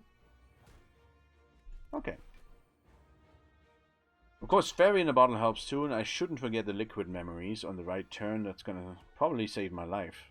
Okay, I'm right now taking 0 damage next to Touhou and Tungsten Rod. Always good to know. Gonna get a defend up. But if I play this, I don't even have to... Oh. Yeah, okay, he's got... That consumed a stack of artifact. Also useful. And... Huh. I hate you so much. No, I want ice cream. So that's a lot of damage that I don't take. It's just ridiculous. The Tori Tungsten Rod combo is kinda ridiculous. And apparently I'm supposed to turn off animations just so, like, this sort of thing doesn't happen. Go for this. Get me the safe Omikuchi. So this is the wrong order. I'm probably supposed to face tank with Tungsten Rod. But I don't want to. Not if I can just do this and add this. Yeah, cutting damage by half. And if I also add this on top, suddenly I don't take any damage at all. Might not even have been necessary. I forgot about Quick Hit Consecration, which now gives me 7 block per turn. And that's exactly what you're looking for. That's why it's good in the late game. Because once you have this thing going and Spirit Medium form, that's just 7 block. It's 2 Metallicizes. Early game it sucks. Late game it's the fucking bomb. Let's see. This. Strike. Yeah, I could play one. Need him at some point, right? Okay, increased Beat of Death, but I still don't take damage from the multi-hit. Thanks to the Sealing Needles that I played before. Ooh, I got my Expanding Barrier in hand. Oh,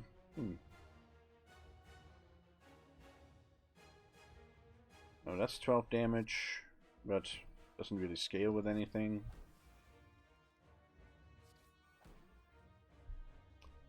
I probably should play Flying at some point. But I don't really need any more than Flying on 1. So might as well add this too. Add this. And now I have Wind Kami active. Actually, I'm only missing 2 Sunfave now. So I'm... yeah. This should go well, especially since I have Fairy in a bottle. Really, all I need to do is just deal damage as much as I can and just chunk him down over 2 turns. Okay. Because I can die on this turn, Fairy in a bottle. Next turn he doesn't even attack, so shouldn't be a problem. Play this defend. Because of Mountain Faith, keeping the starting defense is usually not a problem. Reimu doesn't want to remove her defense, really. I mean, you still take Pandora's box, but now you have to replace your defense with other block cards, just because you need any form of block for Mountain Faith.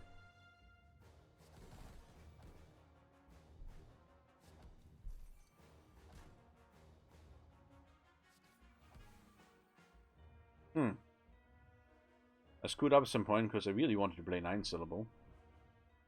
So I'm gonna actually play Liquid Memories, see if I can't fix that somehow. Oh, this is just as good.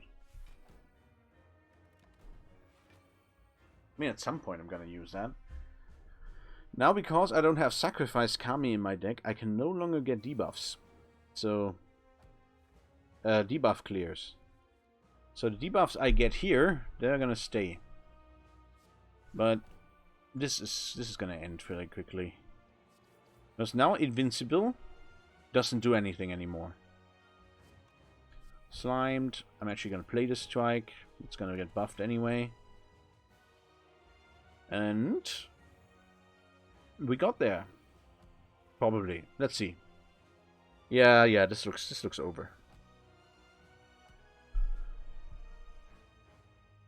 The expanding barrier as usual, because it has lots of block.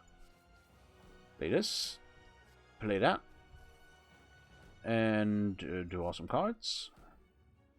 Draw some more cards. Come on. I wanna go. And that was that. That was a full playthrough of the Demu character mod at Ascension 20 in Slay the Spire. It only took 2 hours, 54:58. I hope you enjoyed that as much as I did. And I hope you enjoyed it a little more than I did, because at the end it kind of got boring, because I actually managed to assemble something really powerful. Maybe Demu isn't balanced at all. I'm just not good enough to actually abuse her the way she should be abused. I think that needs some rephrasing, but I am too tired to do it at the moment. Demu, good job. And I'll see you around, hopefully, for some more videos in this wondrous revival of my YouTube channel. Not that wondrous. Signing off.